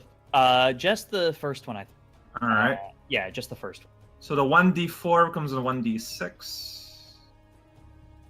Does Pineapple count as a living being? Good question. Yeah. That is a good question. I'd say yes. Yes. For the purpose of like channel energy and stuff, I'm gonna say yeah. And my electric damage. Whoops. Yeah. Same as last time. Yeah. All right. That is a very bloodied ghoul. We've only got like 13 health, so I think it's got 1 health left. 1 channel and it's dead. Basically, yeah. All right. It's the ship's turn. The ship fires on Arcturus. Actually, no. The ship reloads all of its ballista. And that's its turn. Can they, like, fire straight upwards? Like, I'd imagine that any misses would just fall right back Straight down. upwards, no. So, basically, Arcturus lands on the ship, and then just starts going to town. Let's see how many more skeletons he destroys. Maybe you should try to destroy the ballista as well. He's there. If he attacks the ship well enough, he'll do it. So he swings his tail across the bow of the ship. And that hits everything. Let's see how much damage that does. All right. So he does kill 2 more skeletons. And also manages to damage one of the ballistas. Alright. It's Doc's turn. You left them all alone. He's gonna shove the other skeleton down the hole. Nah. What Doc does is he actually puts his arm forward, and his hand goes into his arm. He's Mega Man. There's a hole in the top of his arm that appears. He pulls a wand out of his chest that he's been carrying, drops it in, and fires a giant lightning ball at the bloody skeleton. He's got what's the move again? He's got Thunder Wave. Yeah. That definitely hits. Let's see how much damage that does. And then it...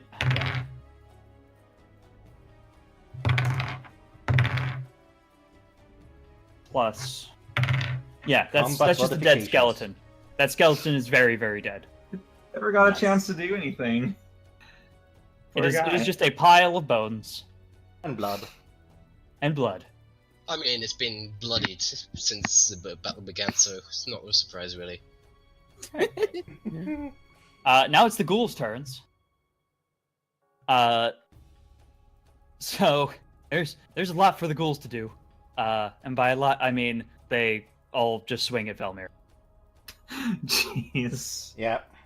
Hmm. My AC is 20. Let's see So how this here we goes. go. Luckily, none of them are flanking you. So let's see. Do we want? We're gonna do each of them bites you. So that's a 17, a 14, a 22, and a 6. All right. So One hit. So You one of don't- them hits, and that's going to be the one that's nearly dead. So, first thing that happens is that you take 3 damage from being bit. Yeah, Now that you need con- to roll me. You need to roll me 2 fortitude saves. does it matter if the damage gets converted to non-lethal damage? Uh, That's to- also part of the ablative barrier. The first 5 damage that gets converted to non-lethal damage. Okay. Right. So that damage still gets converted to non-lethal, but I'm pretty sure this effect still... Actually, because non-lethal basically implies that it's not really hurting you. So basically ghouls give bad things when they bite into you or claw you. And I'm going to say that because you're not actually being... Like, nothing's actually puncturing your skin, probably, I'm actually going to say you're good. Yes! I will let that rule slide that way. Fortunately, I can heal diseases with lay on hands, so My entire life is a disease. Don't do it. All right, now it's time for the ghast. how Yes. ghastly. Lumbers Interesting. forward Oh, jeez. to here. And And is ours apparently up behind Pineapple? That's fine. actually, how far Uh, could it move? Its move speed is... Oh, it's got 30 feet. Yeah, so it walks up to Dawn. Fortunately, I'm immune to disease, so you know. That is true. It does try to bite you. Does it succeed? I assume a 17 does not succeed, so no. No. I'll just smack it aside with my shield. All right. Now it's the big skeleton's turn. He 5-foot steps this way, and then I get attack of opportunity. not for Or- a 5-foot step. No, No. actually, never mind. And he brings the axe down on Ralgil. I'm surprised he moved at all. He wants to give his boss a path out. So I assume an 18 does not hit. No. All right. Now it's time for the skeleton with the repeating crossbow, which he puts away and pulls out the ladder again. 5-foot steps this way. No. He's got the quick draw feat, so don't worry, he can actually do this. And then he swings at you with one end of the ladder. And he rolled an 11, so you're good. The skeleton at the bottom of the pit tries to climb out. Nope. So I believe this is turn 3 of this pit being around. Yep. Yeah. All right. Zrydan's turn. What exactly does Zrydan do? He's got annoying kobold axe. He really does. How much Maybe- health does this annoying kobold have? That's a fun question. 30. All right.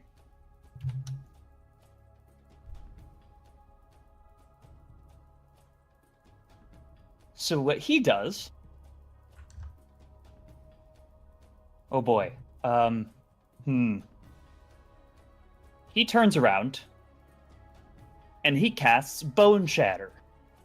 A, he has to make a cast roll check for that, and B, I He get an does. attack of opportunity. From him just running around? He's casting a spell, but I missed Ah. anyway. So. That's true, actually. He is casting a spell. So, yeah, he does still need to make the concentration check. Double ones. That is a 27, which I think is enough. Yeah, definitely. He's level 14? No. At least? He's got other bonuses. Trust me, I very carefully put this character sheet together. So, you need to make a fortitude save, Ralgil.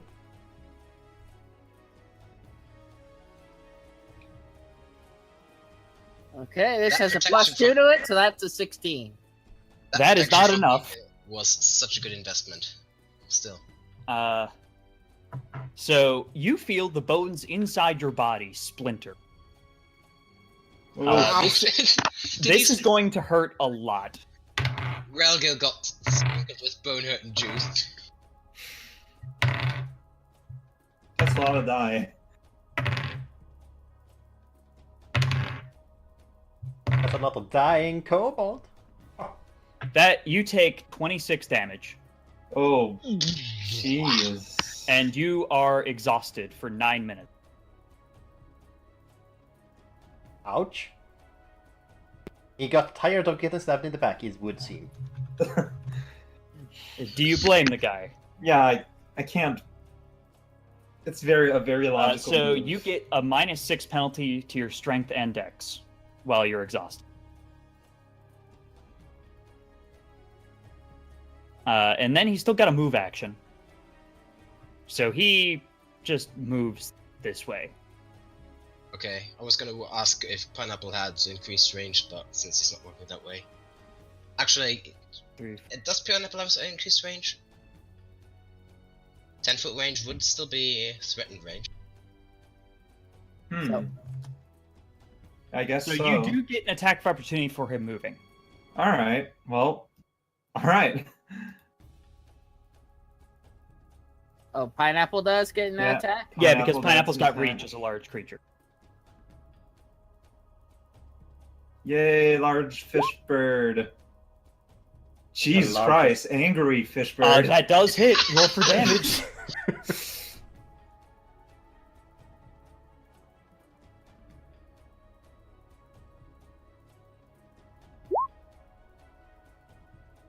And the electricity.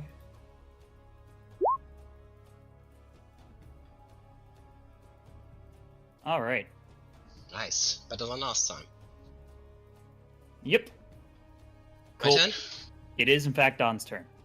Alright, remember how I don't give a fuck about attacks of opportunity? Yeah. Actually, at the beginning of your turn, you gotta make a fortitude save for that stench aura. Oh yeah, sure. It's probably not gonna be too hard for you as a paladin. Also... Oh, yeah. Plus 12. Yeah, you're fine. Yeah, I'm You're like, going what's everybody talking about? I don't smell anything. Alright. So, attack of opportunity. Yeah, that misses. And unhand my friends, you sick fiends. See what I did. I hold on. 6, yeah, 13 health for everybody and damage for them unless they make a save. Wow. Yeah, so this guy is That's more like actually it. deleted now. The bloody skeleton, because he can't regenerate now that you've killed him with holy damage while he's dead. So he's gone. The other skeleton. So yeah, now everybody else just needs to make will saves, and the save is what's the save again? 17. 17. Okay. So big guy. Nope. Ladder guy. Yes, actually. The ghouls. No. They are dead. The ghast, actually, yes. Okay, am I in range of the Wait. healing aura? Yes. Or... You Yes. are. Please And look at then- the yellow circle. The fiery skeleton, no. So it's just the ladder skeleton and the ghouls that are fine. Wasn't it the ghasts that was fine and the ghouls didn't succeed? The ghouls That's right. succeeded. You're absolutely correct. And the ghast has to make a will save or be forced to attack me. All right. So figure out how much damage you just did first. 13. Oh, it was 13 damage. Oh So- boy. So Wow, you healed by okay. 13, Regal. Yes. That doesn't help the fact that my strength score is currently 3. No, yeah, your bones are still all broken, but you're more healthy. You're not gonna die at the next whiff. You're so slightly what is less my- dead. Skeleton bloodied. So you killed all of the ghouls. Nice. But don't celebrate about that yet. I'm gonna resolve some stuff. And then this skeleton down here, the fiery one's gone. So all of the ghouls die. But that means that so when they die, they explode into a D6 splash of negative energy. Oh. So Oh. both Velmir and Pineapple need to make some fortitude saves. When Okay, it's so negative save. energy, I'm gonna get healed. That's actually true. You could just take it if you want. I mean, In fact, you get 4d6 worth of health back if you want. to my already full health, but yeah. I forgot about that. That's very Well, funny. You get your normal Yeah. damage. All right, so Pineapple still needs to make a fortitude save for the two that. Okay, so Pineapple does not succeed. So Pineapple does take 2d6 worth of explodey ghoul goo. Mm-hmm. So that's 7 damage. That's fine. Yeah. Cool. And I think that there's no like sickening or anything that comes with that, but I'm just gonna check to make sure. Pineapple can take it. Yeah, you're good. Yeah, no, Pineapple's fine. No other penalties. Finally, somebody who isn't Pineapple is the MVP. All right, Ralgil, it's your turn. Okay, I am probably going to go and You could attack the Try to survive. gas, maybe? I'm not attacking anything. I wouldn't do any damage. I have a yeah. -4 with Okay, yeah. spell effects. Just hide behind Pineapple. Ride Pineapple. No, don't do that. You might put yourself in danger. Like, right here or something. I mean, I am going to go and let's see if I can make this acrobatics check. Yes, I can. I'm going to go. What's the range on a light crossbow again? I can't remember. I think it's like 60 feet. No, it's like 120 feet for range increment. It's pretty far. Yeah, it's like you're probably fine. Oh. Remember, let's see how. I need to do some rollers. Let's see.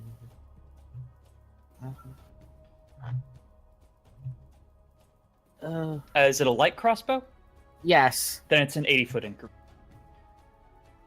Okay. So let's So see how I'm thinking, Doc and I can probably take care of the remaining undead, so I'm thinking Pineapple and Velma should just go for a Zrydan. yeah, my Yeah, plan is that to was have what I was Pineapple. I was planning on having Pineapple try to grab Zion so he can't move forward. Okay. Okay. You just land on him. Smack. 1, 2. Because Pineapple does have a feat that makes it better at grappling.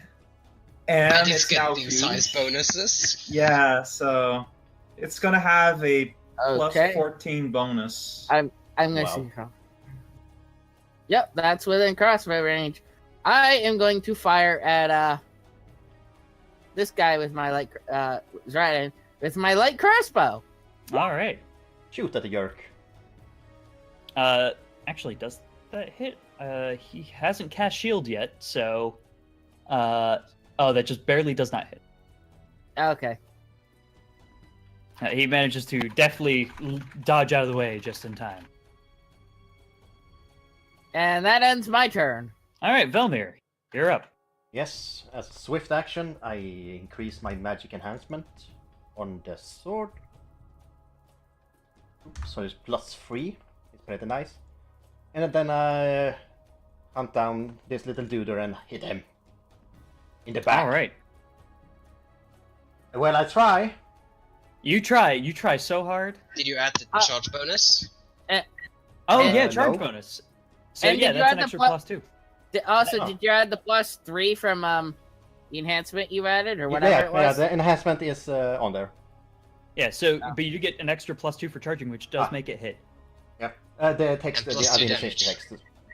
Yeah, so that's 9 damage that he takes. Nice. That was a mistake of him to move out of channel range.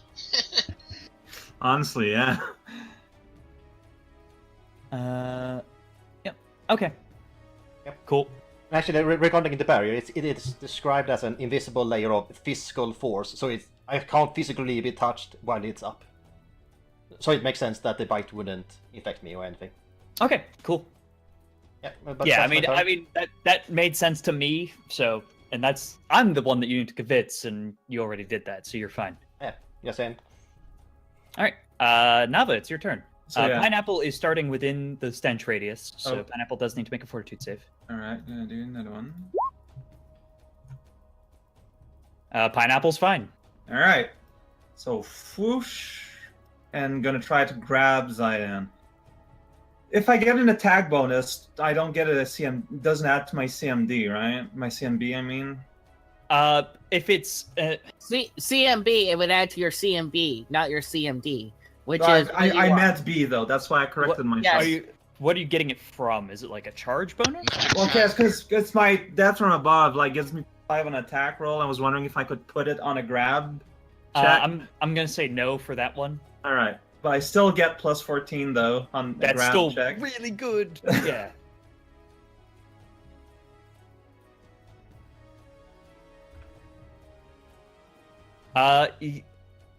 You're not gonna believe this. He barely doesn't get grabbed. I figured with a 4. All right. Meanwhile, what's range here? So you know his CMD at least. Who's the most dangerous between these two? probably giant flaming skeleton guy. All right, I'm gonna create. I'm and gonna he's create. dead anyway. But he's nearly dead though. Yeah. But so I'm gonna create a pit underneath him. All right. So reflex check. Oop. He fails. So All he, right. he falls down the pit. He takes 3d6 damage. He's dead. All right. And now there's just another pit here. Yep. Luckily for the farm lady, these pits are not permanent. This pit has blood in it. No, the other one has fire. The other one is on fire. It leads into hell. All right. It's the boat's turn. So the skeletons on this boat just just give the dragon a wide berth. One of the basilisks have been destroyed, but one of them still barely has an angle at which it can aim at the dragon. So that one fires at the dragon, and that one hits.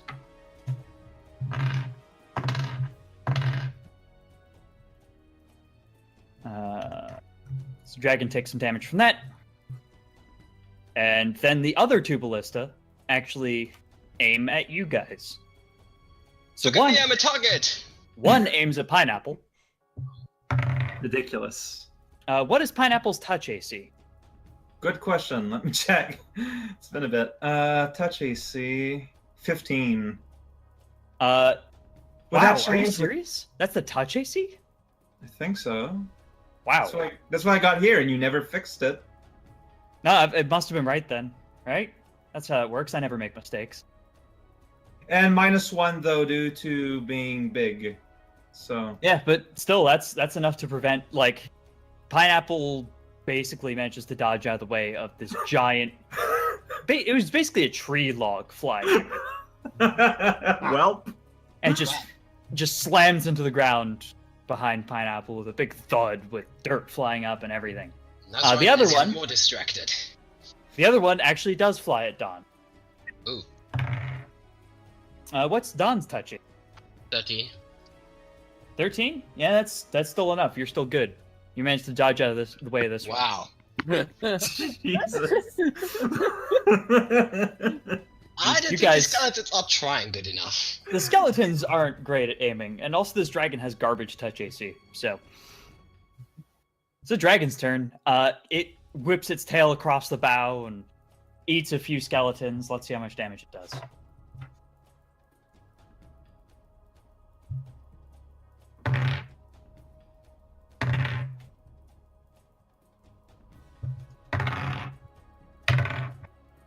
All right.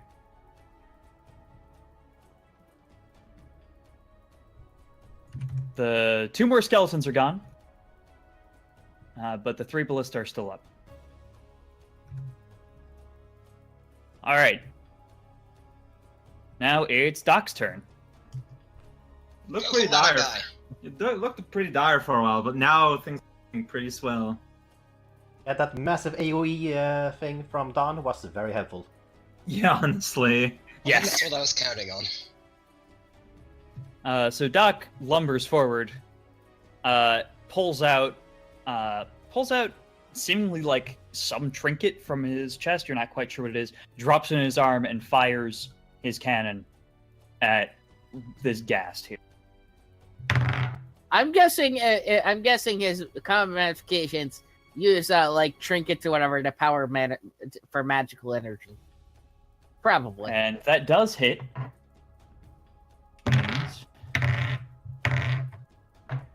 this ghast takes enough damage to die. Well, So Does it this gas explode? is gone, and it does explode. So you're gonna need to make me a fortitude save. I suspect you're gonna be just fine. Although you, Yeah. you're fine, but you do take half damage, and this one's 2d6. So you take a whole 1 damage. oh man.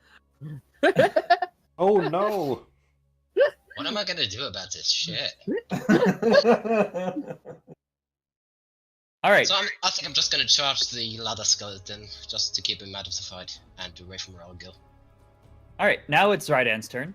He 5-foot steps back, turns around, and then Didn't you? You forgot the skeleton, didn't you? They become before Zoradan and. Oh, his you're totally other- right. You are totally right. It's just I had it tied Ah. to the big skeleton, so I gotta Yeah. add that. How is this guy still alive? His ladder is too Yeah. powerful. Yeah, I told you we'll look out for that one. The ladder's real good. Yeah, this guy actually swaps out for his repeating crossbow again, and fires on Pineapple. Does a 17 hit Pineapple? For normal AC, nope. All right. The Pineapple's just dodging all these big old bolts. All right, now it's Rydan's turn, and now he 5-foot steps back, turns around, and casts Wall of Fire, which does mean he needs to make that concentration check. And Wall of Fire is... What level spell is that? Because it's half of the spell level that he's... okay. Yeah, no, he's fine. He made that concentration check. Now, how long is this wall again? Concentration plus 1 round per level, so as long as he's concentrating. No, I'm asking how long is it, like, distance-wise? How Oh, many cubes? 20 feet per level. That's big. I mean, Pineapple can just fly over it. Yeah, Yeah, but it's still 20 big. feet high.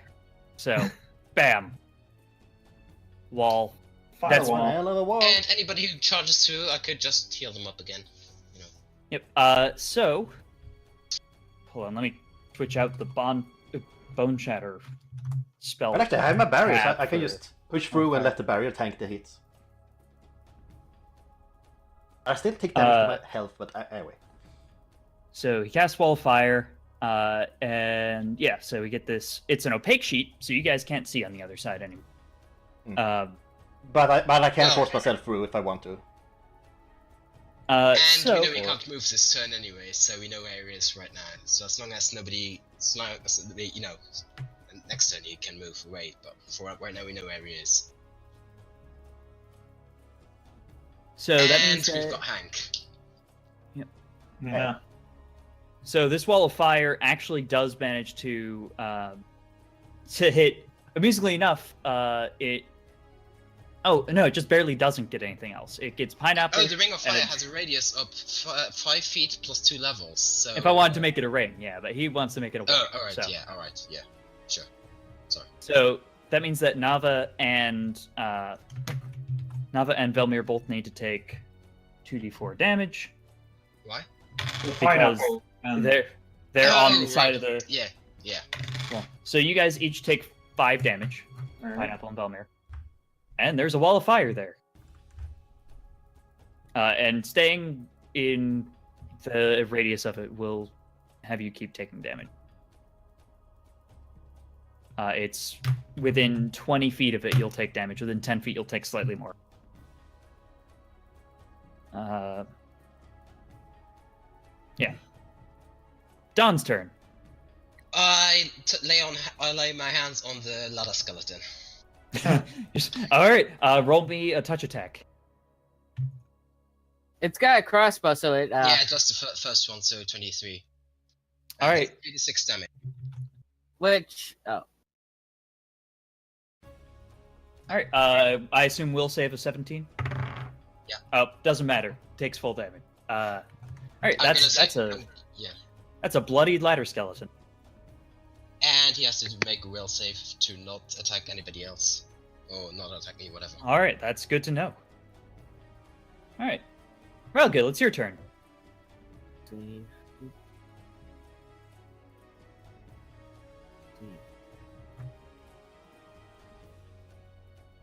This is fourth turn, so 2 more turns until that buff runs out, but by then that's not going to be relevant anymore, so yay.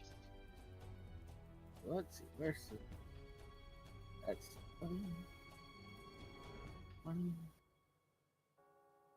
Yeah, it's going to be 40 feet to reach the skeleton. 30. Okay.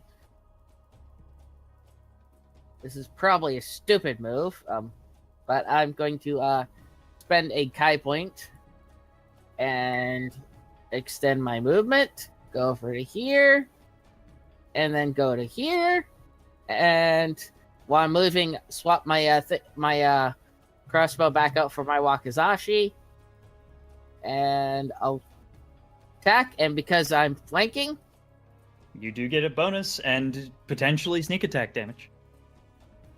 I'd gain sneak attack damage, but I potentially gain a bonus. Yep. So let's see if this is going to be +2, so 15. Does that hit its flat-footed AC? Where is the ladder skeleton? That hits! By some Okay. miracle, you managed to hit it. And I get to add 3d6.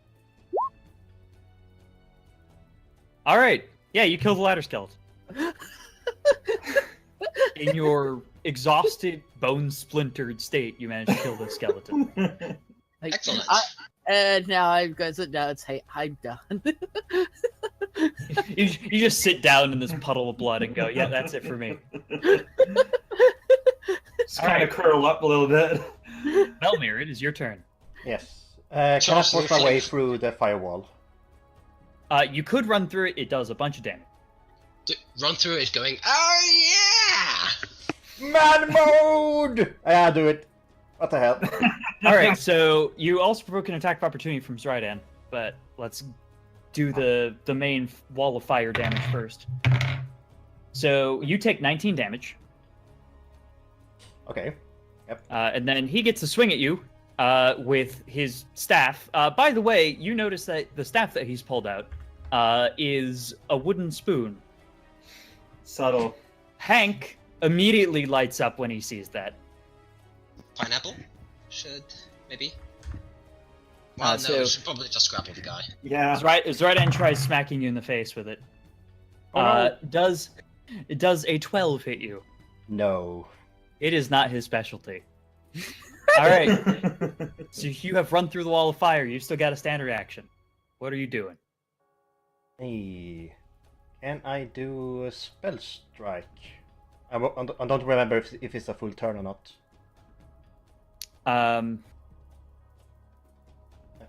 What's a spell strike again? Is that... I'm trying to remember. When I cast a touch spell through a magic, or through a basic attack. Yeah, you can cast a touch spell through a standard attack. I think that's a full round action. It is actually not No, listed as as part well. of a melee That attack. spell combat is full round. Spell strike is part of a normal attack. It sounds Spell like. combat's a different thing. Yeah, spell strike I'm is not part doing of the combat, just the strike. Okay, yeah, no, you could do that. So, the So shocking it's grasp. just if the spell has a standard attack to cast. Oh, that's a really fun one. Is Zryda wearing any metal thing? If so, he gets a +3. Oh, wait, never mind. Doesn't Oh, I matter. That would have been That's funny. Actually, he's got some belt buckles. Yeah, you miss. Darn. Spell fizzle. If So you the hadn't spell gotten, actually remains charged on the sword until I cast another spell. Oh, no Yes. kidding. I'm fairly Yeah, sure. that's pretty Because sweet. there are some spells that are like charge based, so it delivers one charge per strike, and then the charges remain. It's just that this one is Gotcha. just one charge. Okay. Sweet. All right, Nav, it's your turn. So Zernan technically is in range for a grab, right? Technically, but Pineapple would need to reach through the wall, which would mean it would take damage. So it might just as well go through the wall and then. But then, if he's grabbing Zerdan, like, is he gonna burn from his own wall? Only if you then move Zrydan. So Okay, Pineapple I would be the see. one stretching through the wall to grab Zrydan. Right, but then Zrydan wouldn't move. I can't pull him as the same action as grappling. No, that'd be a next action thing. All right, so in that case, whoop. All right. I assume you're flying over. Yep. All right.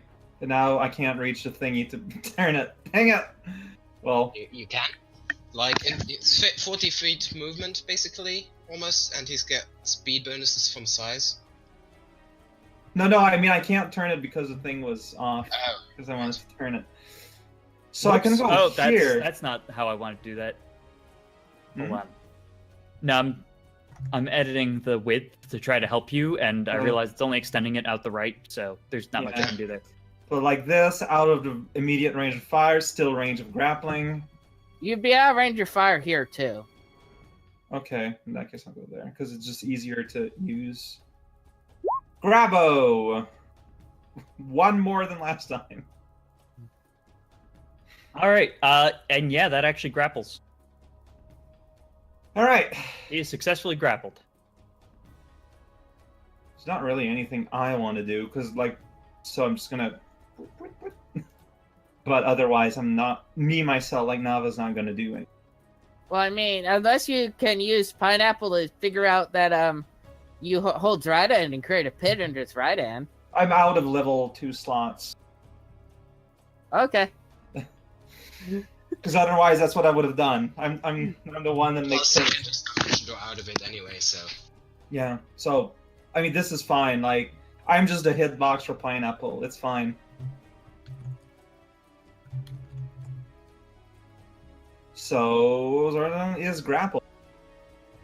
The talons of a fish bird. Mhm. All right. It's the ship's turn. The ship reloads. It's the dragon's turn.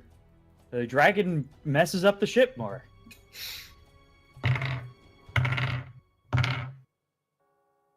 All right. I'm glad the dragon's there to take care of that for us.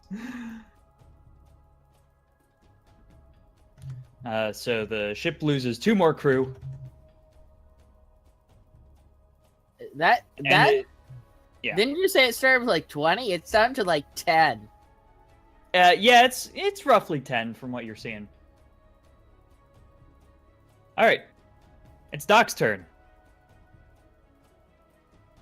He can't see where Zrydan is. He wasn't really paying a lot of attention. But you can So- probably go around the wall. So he kind of walks over here and shouts out, if anyone has artifacts they aren't using, I could do a lot of damage with them. Like the artifacts? No, not those ones. Yeah. Those are kind of the only ones we have. I got a ball of air we can sacrifice. Perfect. Well, I mean that ball of air. Well, what's No. It's better this way. Do what you must, Doc. Just So- blows right into the ocean or something. It's Redan's turn. He's not doing so great right now. So what he does, Plus, when you take damage from his own firewall because he's right next to it. the firewall only goes one way. Oh. Right. And in fact, Fine. Doc does take a little bit of damage, but he's made of metal, so it's not going to hit him too hard. Yeah, so the heat damage from a wall of fire only goes one way. That's Like real convenient. fire. So what Zrydan does is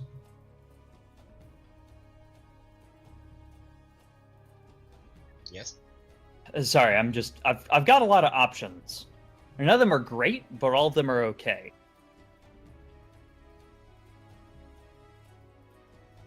He casts a spell, which is harder because of both being grappled and the spell that you cast on him. So, nah, he's good. Dang. Yeah.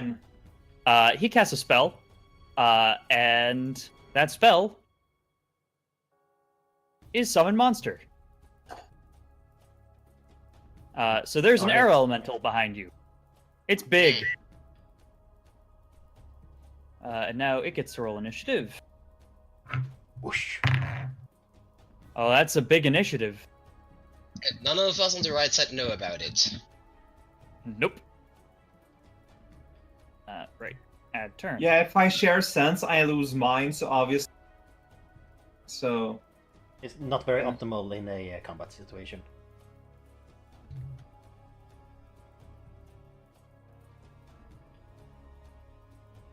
All right. So now it's the air elemental's turn. So what it does... hold on. I need to make sure I understand this thing correctly. Yeah, all right. What it does is it slams into Velmir twice. Ouch. So the first one is a 17, Miss. and the second one is a 25. Ouch. You take an 11. You take 11 damage. Have you been subtracting the 5 damage from a blighted barrier, by the way, or? Oh, no, it doesn't remove the damage, just converts it to non-lethal. Yeah. how are you doing health-wise? 25, so bloodied, I guess. Alright. Below Right. half. Don, it's your turn. So I don't actually know what's going on the other side of the wall. But I know that Zrydan was on that square the last turn, and I know he's been grappled. So since I don't know about the elemental, I'm just gonna charge into him and smite evil. Can I do that? Yeah, you're just gonna blindly charge through this wall of fire and cast Into the fire. wall of fire, yeah. Oh, you're just gonna stand in it. Oof. Okay. Through the Paladin, fire and that's what they flames. do. So hold on. The first thing that happens is you take the wall of fire damage. Yeah. You take 19 damage. Okay. And next turn you will take the same, or whatever it rolls that time, I guess. Cool. So you're just gonna stand there and smite evil. All right. Man mode. Actually, So- since it's a charge, I only get the 14 from the first roll. All right. Well, he is flat-footed right now because he's grappled. So let's see if that helps you. Hold on. Actually, yeah. So that hits. 13 damage. Nice. All right. Zrydan is bloodied. Nice. All right. Ralgil, it's your turn. Actually, I'm gonna go stand up tardily and perform Jesus walking action and walk onto the water, around it, walk back over to here, which I think is within 60 feet. Probably. Let's see. I started like right there. That's like Yeah, exactly so 60 you're good. feet. Yeah, and I'm gonna end my turn here. Cool. All right, Velmir, it's your turn. Yes. Spell combat. So first, the 2 melee attacks. These aren't without it. Damn it. These are -2. Okay. What are you swinging at? Stridan. Okay. So that's -2. So the first one actually does that. Hold on. The first one actually does manage to hit it because he's flat-footed. Nice. Go pineapple. So yeah. And also it does the Yeah, the shocking grasp Electricity. connects then. Oh man. Okay. yeah, it does So- 1d6 which So 5d6. we're level 5. So that's 66. I think that maxes out at 4d6, right? No, it's 5d6. It maxes 5d6. Okay. So 5d6 worth of damage. Oh boy. Mediocre. Huh. That's still pretty good. Oh boy. It's That's seriously 29 damage. Yes. Yes, it is. Wow. awesome. Finally. I'm Wow. making use. Yeah. No kidding. Everyone gets to play today. All right. Nava, it's your turn. So, can the thing grappling something still attack it? Yes, but only with one hand, basically. Hmm. Pineapple just bites particularly hard that moment. Well, the thing is, biting is an ability you need to turn Eidolon, so... Let me look things up here real quick.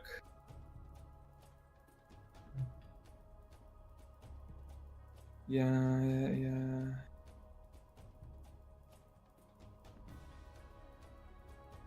Alright, so I will just do the attack then.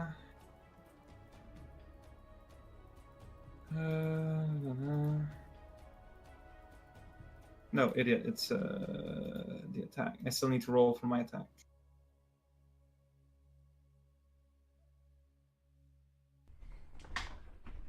Surprisingly, I somehow still have a bonus to my dexterity. Well, that does hit. It's normal damage, and this is the electricity. All right, so you actually see a glow surrounds Rydan. And Velmir, you can make a spellcraft check on that. Right. Let's see. Spellcraft, you said? Yep. No problem. Yeah, that was an Aegis of Recovery. It's a necklace that gives you a bunch of health when you're about to get knocked out. Ouch. Oh, Almost killed him, though. But it's gone. The Aegis just gets destroyed when that happens. Right. So can I... So that was the attack. Can I use my move action to push him into the fire? No, dragging or shoving is standard action while grappled. I mean, Alright. he's been healed for about 5 to 19 damage, so basically, yeah. 1 or 2 more attacks should be enough, if it's a good attack. And I'll and hand down my bottle of air. All right. Doc takes the bottle of air gladly. It is the ship's turn. The ship fires one of its bolts at the dragon and the other 2 at Pineapple. What's Pineapple's touch AC again? Can the ship even see? 15, I think it was. Yeah, it was 15, yeah. Okay. Then actually both bolts hit. And the one for the dragon. When Holy crap, it doesn't. when pineapple get partial concealment from the fire? Yeah, it's a good point. I'll give it a 20% chance for each one to miss. So percentile dice. First one hits. Second one hits. Does the fact that it's holding the wizard, does that change anything? Well, no, it just makes you also flat-footed, so it means that you also lose your dex bonus. So that actually probably makes Pineapple easier to hit. So Pineapple is about to take a lot of damage. It happens. That's a lot of damage. Pineapple takes 28 damage. It's still alive. How much health does it have left? It had 37 minus 28. It's 9 health. Yes, so I'm That's probably alright. gonna lay on hands next turn on it. It's the dragon's turn. The dragon flies upward and arcs its breath weapon again and just wrecks this ship. It's just electricity flying across the bow of the ship. What a shocking development! It's super effective. really killing this joke lately. You need to learn better jokes. And more jokes. Yes, Like- to both of those. Yeah, like you. Burn. Now I'm the only one being burned right now. All right, the ship loses 3 more of its crew, and 1 more of the ballistas. The only one left, right? Yep. No, 2. There's Damn. 2 ballistas left. Oh. Wow, that's good. Oh. All right, it's Doc's turn. He turns to you, Nava, and asks inquisitively, "Should I guess?" Oh. Can I use my reaction to go into pineapple mode to see what pineapple is sensing? I actually don't know if that's something that summoners can do. Do you get direct knowledge of what you're Bond summoning? sense. I can Yeah, sense... okay. Cool. Yeah. Then yes. He's still So- gonna get a penalty for not having actual sight of the target, but It's basically blind fight at this point. But yeah, like for a second, I just look, I sense through pineapple, I gauge where about I would be, and I tell him a general direction. all right. I'm gonna say with your guidance, the penalty for shooting blind is for the concealment penalty still gonna be there, but the penalty to hit is going to be cut in half. Nice. All right. He drops in the bottle of air into his arm and fires. So that does hit, assuming that percentile dice roll in favor of Doc. Who was weak Which- against the air shot again? What's that? Who was weak against air shot again? I'm not that good at Mega Man 2 weakness. Oh. I don't know. Rao's the current Mega Man expert, I believe, but unfortunately the shot does miss due to the concealment. Man. Does it? You guys on the other side see this bolt of lightning just fly through the wall and up into the sky. Probably narrowly missing pineapple as well. Oh yeah. And, You guys are lucky it didn't hit any of you. Mm-hmm. So now it's Zrydan's turn, and Zrydan tries to cast Dimension Door. Yeah, I think this is gonna do that eventually. So this roll could determine the battle. Come on. Let's see if he manages to concentrate enough. Yeah, hope he got a 27. I hope he goes on the boat. Would pineapple teleport with him? No. Oh. Does He some couldn't monster- step through the door, though. Because he's being grappled, he couldn't step through No, the door. it doesn't have somatic components. He can just say the words and teleport. Yeah, it's called Dimension. door, but it's not a door. It actually causes a door to appear, I believe. You just get sucked, basically. It Like it could be underneath just- him or something. You just teleport. Yeah. All right, so he teleports all the way to your right. Oh jeez, it's over there. Yep. I And don't then want he to run seems through to- the wall again. He seems to compose himself a little bit. And then it's the Air Elemental's turn, who then swings at Velmir twice. 24 and a 26. Jeez. Yeah, both hit. All right. So that is...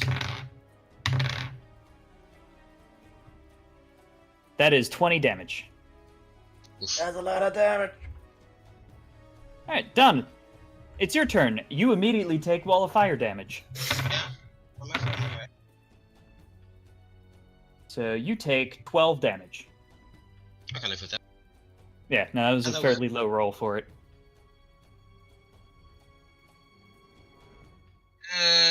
No, let's see who. No, it doesn't matter who has how much damage. I'm just gonna move somewhere here.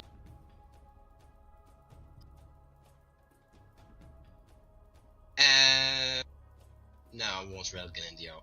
There we go. And I'm gonna channel energy again. All right.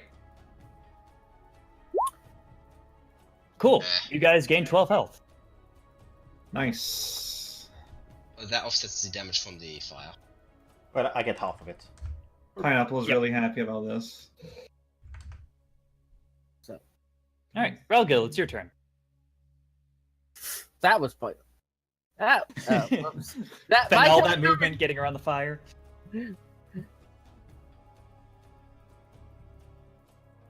I presume this entire area is all water. This area right here. Yeah, it's just easier to assume that right now.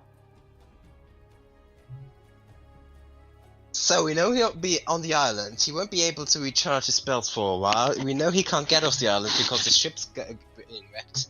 You think we can just pay the sailors the danger fee, and ask them to do a bit of a witch hunt on the island? Just look for the guy and shank him to death. When passing back through the fire, from the opposite direction, You would take full wall of fire damage. figure as much. So you can do a standard action and a movement action, right? Yeah. Okay. For my next turn.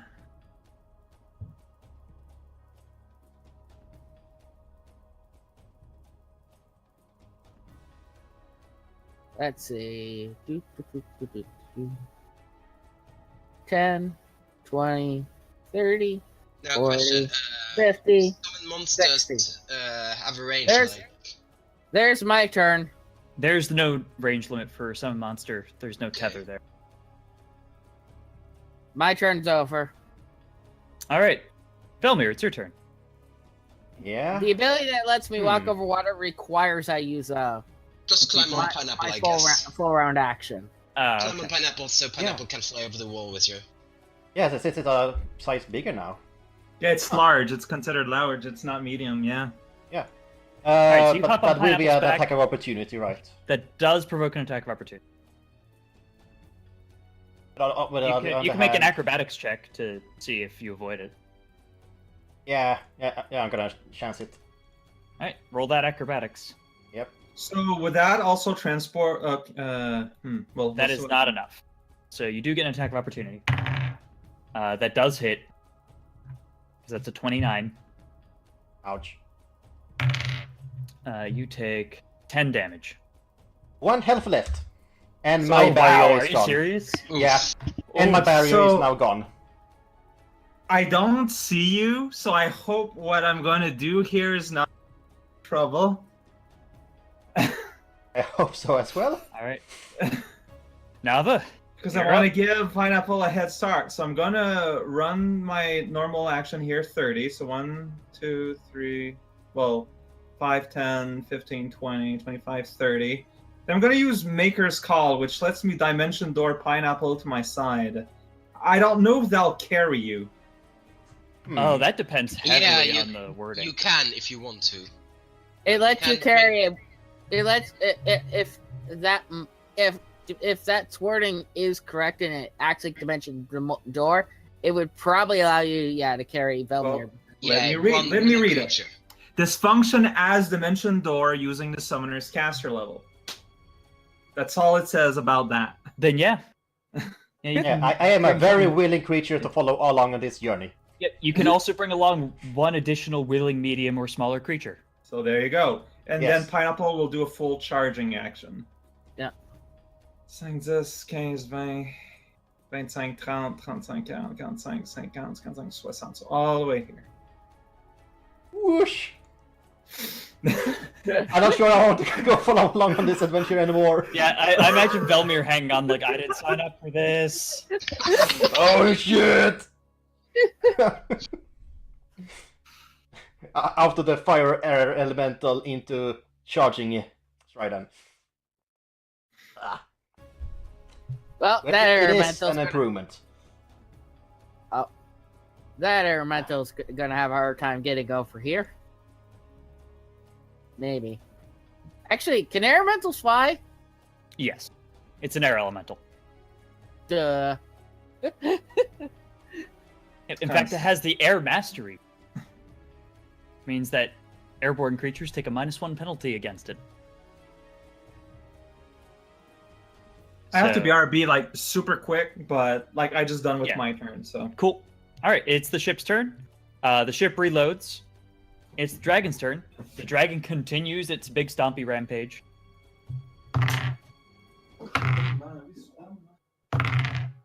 All right. So That ship is rapidly running out of screw skeletons to run the boat. oh yeah, like a mast has collapsed and 2 of the ballistas are destroyed, and you see like 5 or 6 skeletons left. It's hard to tell in all the rubble. The ship is not looking great. Mm-hmm. All right, now it's Doc's turn. Doc gets annoyed that the dude's on the other end of this battlefield now.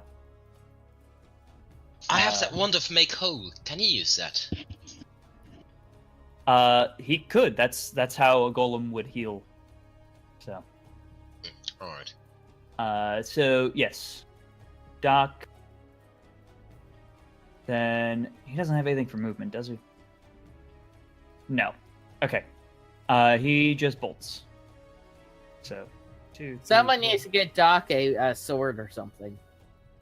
Or a bottle of messages. That's something that he could use to power his lightning thing. All right. So yeah, he spent a full round moving. And now it's Rydan's turn.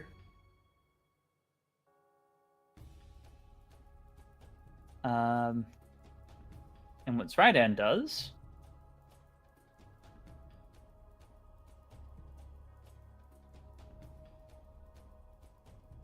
what is the range of that?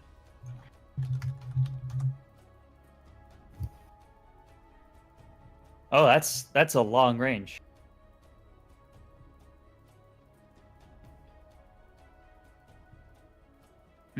Okay. What he does now is he fires. There's a lot of options. There's a lot of options here. Okay.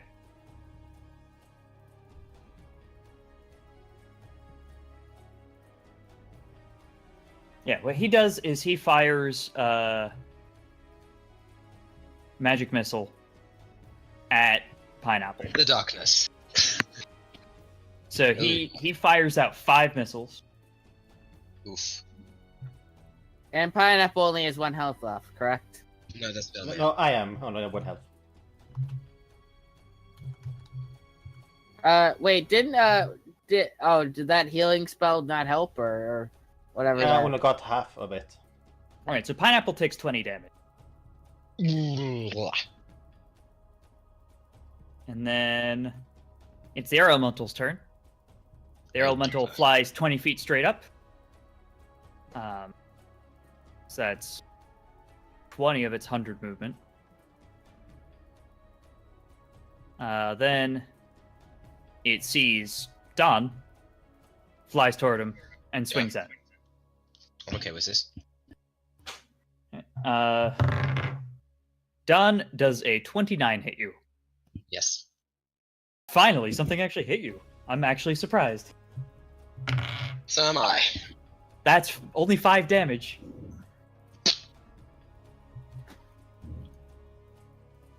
Alright, Don's turn. Anyone die during my absence? Pineapple did take 20 damage from Magic Missile. Okay. Yeah, Is so Pineapple dead? Nope, 3 HP left. Oh, wow. Okay. Can you absorb damage from Pineapple? Yes, I can. Good, because then I can just heal you, because Pineapple itself is too far away. Sounds good. So, Don, you are currently being threatened by an air elemental. I do not give a damn. 50 feet. Am I close enough? Such disrespect. Phew, because Pineapple is large, I'm just in range to be able to suck up some damage. So, let's see... Vermeer appreciates his ride being alive. I think just above the pit is best. And I do use up my last channel energy just for keeping everybody alive. You You need to roll an acrobatics for both avoiding attack of opportunity and for not falling on your face once you step on the blood. Oh, there's blood. Oh, right, then I'm just gonna step here. Okay, that's fair. Do you Yeah, want to try to avoid attack of opportunity? I honestly don't know what my acrobatics check is. I just know that it's awful. Yeah, that's fair. Okay. So that's an attack of opportunity from the air elemental. Actually, I'm gonna do it anyway just to see how awful. We gotta know. You gotta beat 15. Can be lucky. You can land right on it. Oh man, so close. That, Is that was lucky. Yeah. that's almost max? All right. Yeah, David, so- you've got a -4. Air Elemental hasn't been damaged, so it doesn't care about being healed. Nope. And All right. everybody gets 16 health back. So everybody? Everybody Everybody in in the range. aura. I can't see the aura. Oh. Well, you are in the aura, so you get 16 back, and Okay. Reldo does. But That's not why- in the that's why- aura. There. No, That's why- you're I am not in way the too aura. far. Dang it. That is why he said he asked if you could absorb damage from pineapple, so you could do it before Yeah. he cast the healing thingy. Yep. If that makes any sense. Yeah. Yes. All right. Rogil, your turn. Well, I'm not Also, gonna I'm be completely magicked out. All I can do is just tank shit and maybe fire some arrows out. I don't know. I mean, you're still pretty good at that. Yeah. 1, 2, 3, 4, 6. I think that fits. I need to do some calculations on range and stuff. Let me see. I need to go lower. Okay, nope, that's within 75 feet. 80 feet, sorry. And I'm gonna, as I move, swap out for my crossbow again. Or actually, I think I've been. I mean, it's not a super special thing, but it probably will hit, at least, hopefully. All right. Well, you can give it a shot. And nope, Nope. I only have a +5. All right. Felmir, it's your turn. Yeah. How high is Pineapple flying? Or more specifically, can I get off him without taking fall damage? That's a question for Nava. I mean, would it fly just enough to go above the firewall? So like at around 20 feet, I guess. Oh, you teleported. Yeah. Oh, a teleport. So then Yeah. Pineapple would be like close to the ground then. Probably Yeah. ground level. yeah, you could jump off then. Yeah, I will do that. I enjoyed the ride, I guess, but I'm getting off now. I mean, you could hold your action so that way Pineapple could move you closer. With 1 HP, I don't feel like getting closer to him. Fair point. Like Pineapple, if Pineapple dies, it just takes 24 hours and it's back alive. It's And, a Velmer can't do that. hey, Yeah, can't you try to if Pineapple does die, you can summon a monster to surround Right. him. Yeah, that's a backup plan. So Right. How far can you throw items? Depends on your strength check. You can, if you give me a decent strength check, I'll say you could toss an item to Doc. That I is think what I'm thinking. I know what I know. Normally, Does that make the range increment. Oh yeah, you toss whatever the heck. I have What- no what do idea you want if first? I hope this will work. I have no idea if it will. But I toss him my parasol. Use Ah. this! Oh, oh, I love this. Yes! Doc catches it and looks at it confusingly, and he looks at his cannon already charged. He shrugs and shoves it in. His cannon starts rattling violently. Nava, it's your turn. It is Did my Doc turn. move any closer to? I mean, he still has a move action. Or wait, oh No, Doc made full move action last turn. yeah.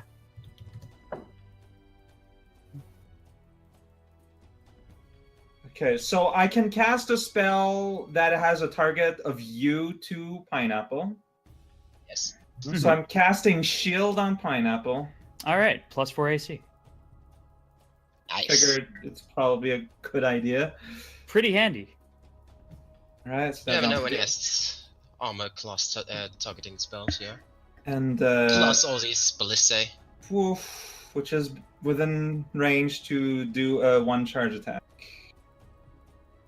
All right, roll to hit. Right, so I get my charge thing, so 5, No. Also, I think my buff runs out, so gotta remove that.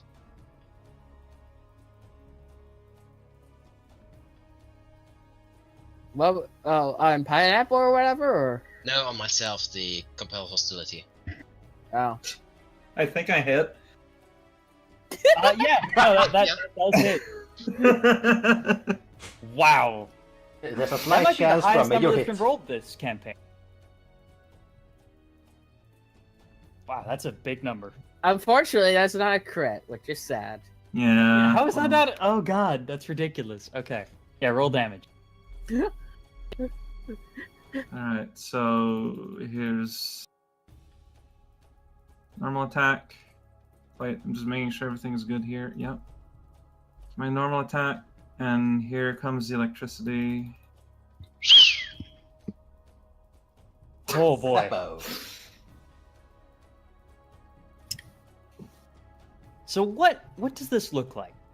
We see a large birdfish thing Just ramming the wizard. shrieking with a wet squawk as it careens down, claws extended, crackling with electricity.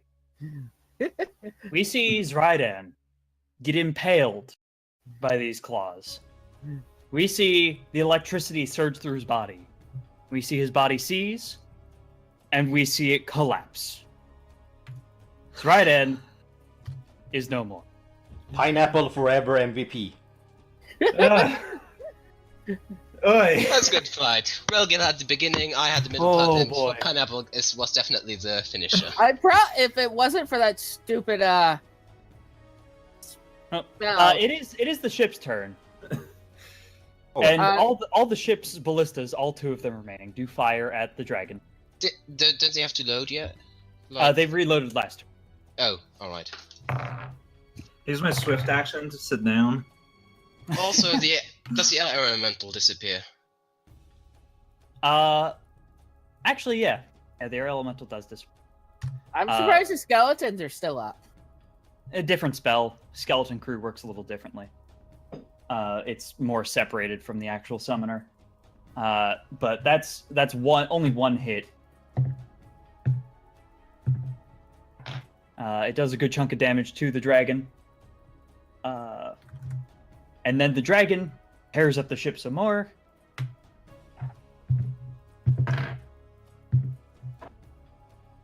Like, a lot more. Wow, okay, yeah, so all that's left is 3 remaining skeletons. And now it's Doc's turn. blast the ship! Blast the ship! Doc, looking confused because his target is now dead, turns to the ship, kind of shrugs, and unleashes the energy. The crackling energy that was making his cannon vibrate violently all coalesces into one big beam. And it's not like a single projectile like the other ones were. This is like a Kamehameha beam.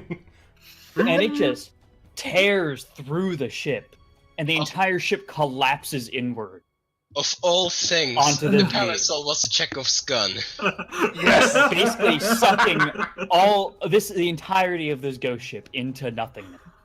Luckily, Oh man. Arcturus manages to take off of the ship, just as all the skeletons and the ballista and all the haunted boards that built up this ship collapse into this beam and vanish. Yeah. Congrats, guys. I guess this concludes these negotiations. You guys beat Zrydan. I took everything. He's a villain that I actually had in another campaign before this, and you guys killed him for real this time. I lay down on the grass and rest. I forget what heal skill does again. I don't think I can recover actual HP with it. I mean, so problem, it's a necromancer. He might want to revive. After we loot his body, I make Pineapple eat him. Actually, That's your solution? Yes. Oh god. I love I it. was thinking just to I love it so much. wait until I've got my lay on hands back just to channel energy again, just to make No, sure. yeah, sure. Like after everything's done, after we go through what he has, make sure everything's okay, to get rid of the body. Oh, Can't man. resurrect. Can't really resurrect if there's no body. Arcturus lands on the ground in front of you and starts clawing at the spikes that are just sticking out of his chest and yanking them out, tossing them to the ground. Well, I'm guessing that's the lot of it. That was a lot to deal with. How did you all fare? All We standing. scraped by. I'd offer to heal your wounds, but unfortunately I'm all magicked out. That's okay. I think I just need a rest. I'll live. That's understandable. Thanks for the help.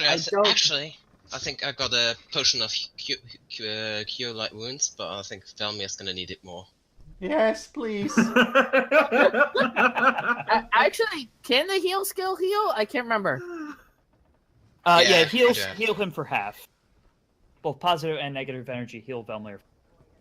Yeah, but the heal skill doesn't actually help. Like, I can provide long-term care for. Yeah. The dragon looks up and says, "Yes, your friend looks worse off than I am. I imagine that Velmir just has his hair just up and crispy, smoking ashes." Yeah. Yeah, Velmir, just you drink this. 1d8 plus 1 heal. Thanks. Well, divided by 2, so. Shug it all in. I do wish to ask, what was that final thing that destroyed the ship? I don't know. boom. What did you do, Doc? Doc apparently has he's got a parasol that kept returning to him, or I think it kept returning to him, and Yeah, in a nasty cursed way. parasol. And Doc had a thing that apparently absorbs magical artifacts, and that's the stuff and turns them into like beams of something or other. And apparently the parasol overcharged it. I don't necessarily need magical items for the cannon. However, it does increase the power, directly connected to how powerful the item was. What sort of parasol was that you had, Velmir? the worst kind of parasol.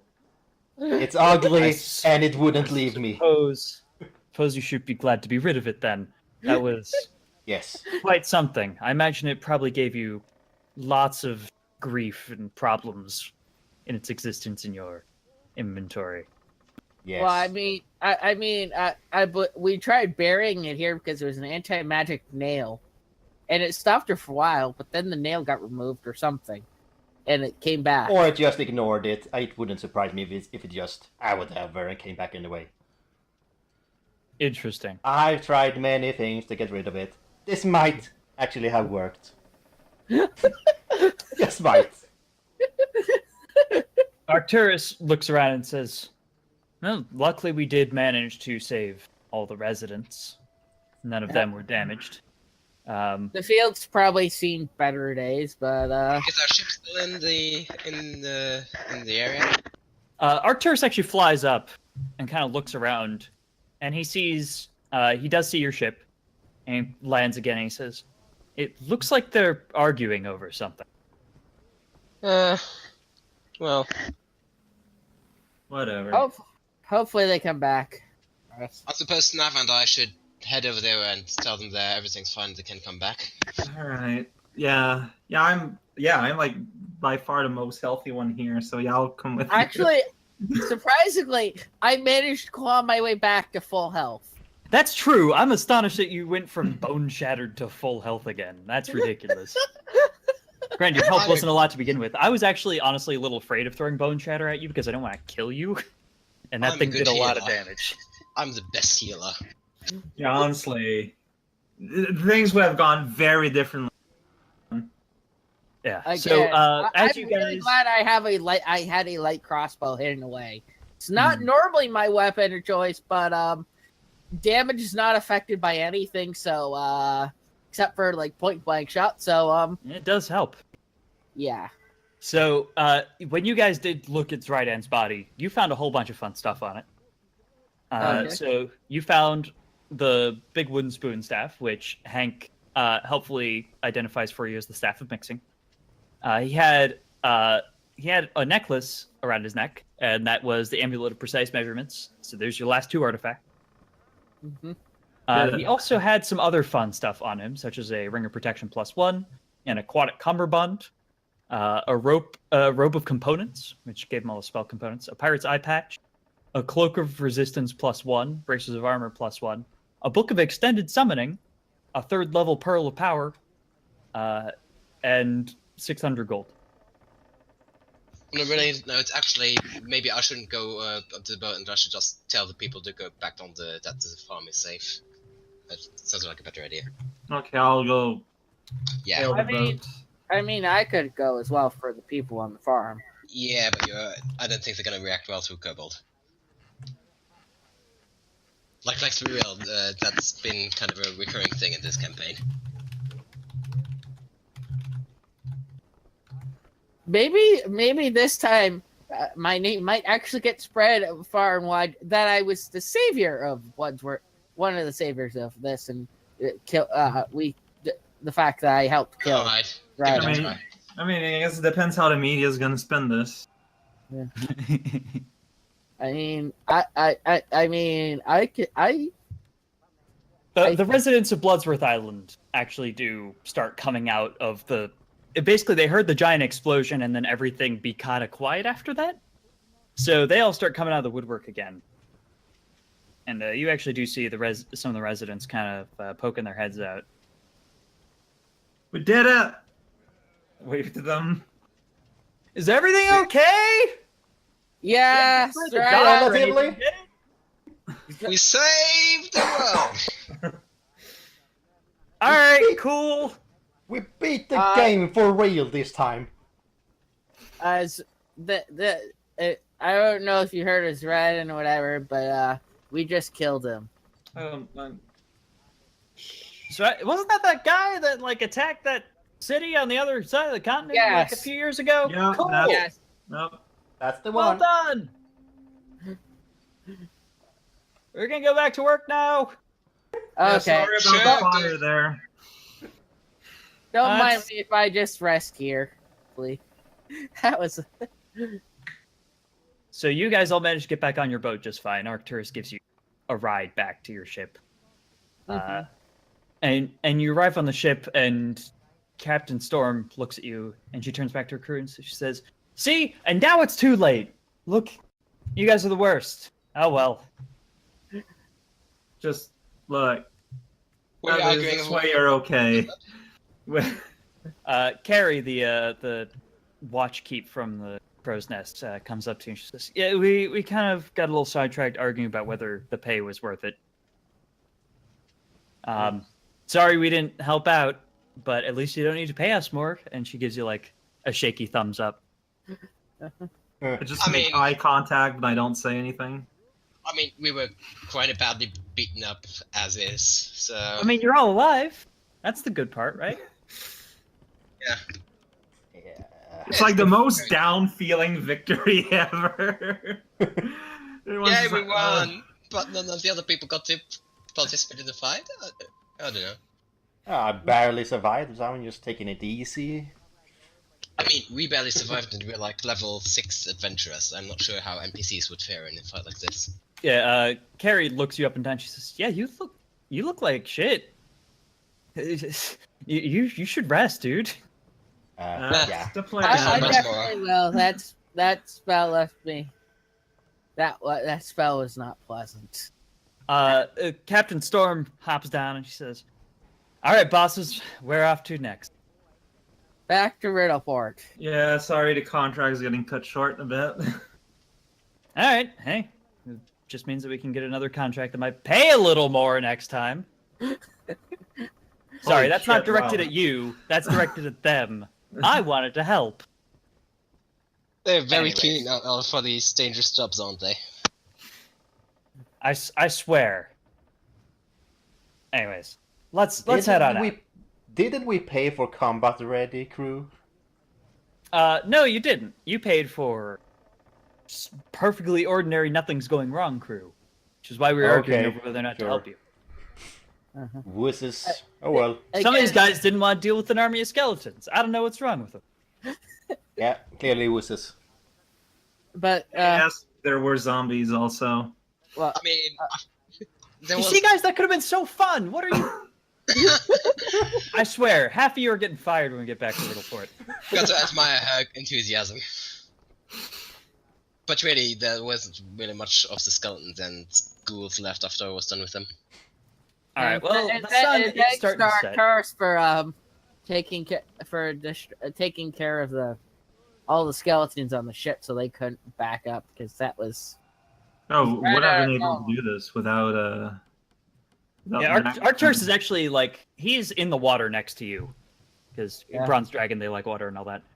He's just kind of swimming alongside your boat right now, and he says, "Well, it was an honor to repay my debts to you, and I'm glad that we could stop someone of such atrocities." And Actually, I I hope want to that stick you can- around. I want to see the eggs hatch. you want to see the what? I want to see the eggs hatch. Oh, eh. I'd be honored to have you around. I mean, if you want to stick around, I don't think we have any pressing business for. Like, this is a once in a lifetime occasion. They're probably Yeah. going to hatch in about a week. Where do you need to destroy the artifacts? Because I don't want this to get in the way of you getting rid of We those. honestly have fast no as plan possible. for actually destroying them. We're supposed to bring them back to Bakerton, who's going to seal them away. Well, Bakerton was in Daventry, correct? That's Yeah. right. Yeah. By boat, you should be able to get there in a couple days. Take care of that. Come back in a couple days. The dragon should probably be hatching a few more days after that. All right. Okay, Sounds like that a plan. works for us. I'd be honored to have you all present. Good news, crew. Contract is extended again. Captain Storm kind of looks at you guys. All right, whatever. Carrie seems pretty excited. Beckett Brass, not so much. Like, all right, fine. And she says, "All right, to Daventry then. I guess we go into Oshana, and you guys will be getting a caravan from there. That'd be the closest port. I got a wagon. It's cool. All right. Yep. Off we go, Ben. Put up the sails. And Sails unfurl, and you guys take off into the sunset. mhm. We did it. We legit did it.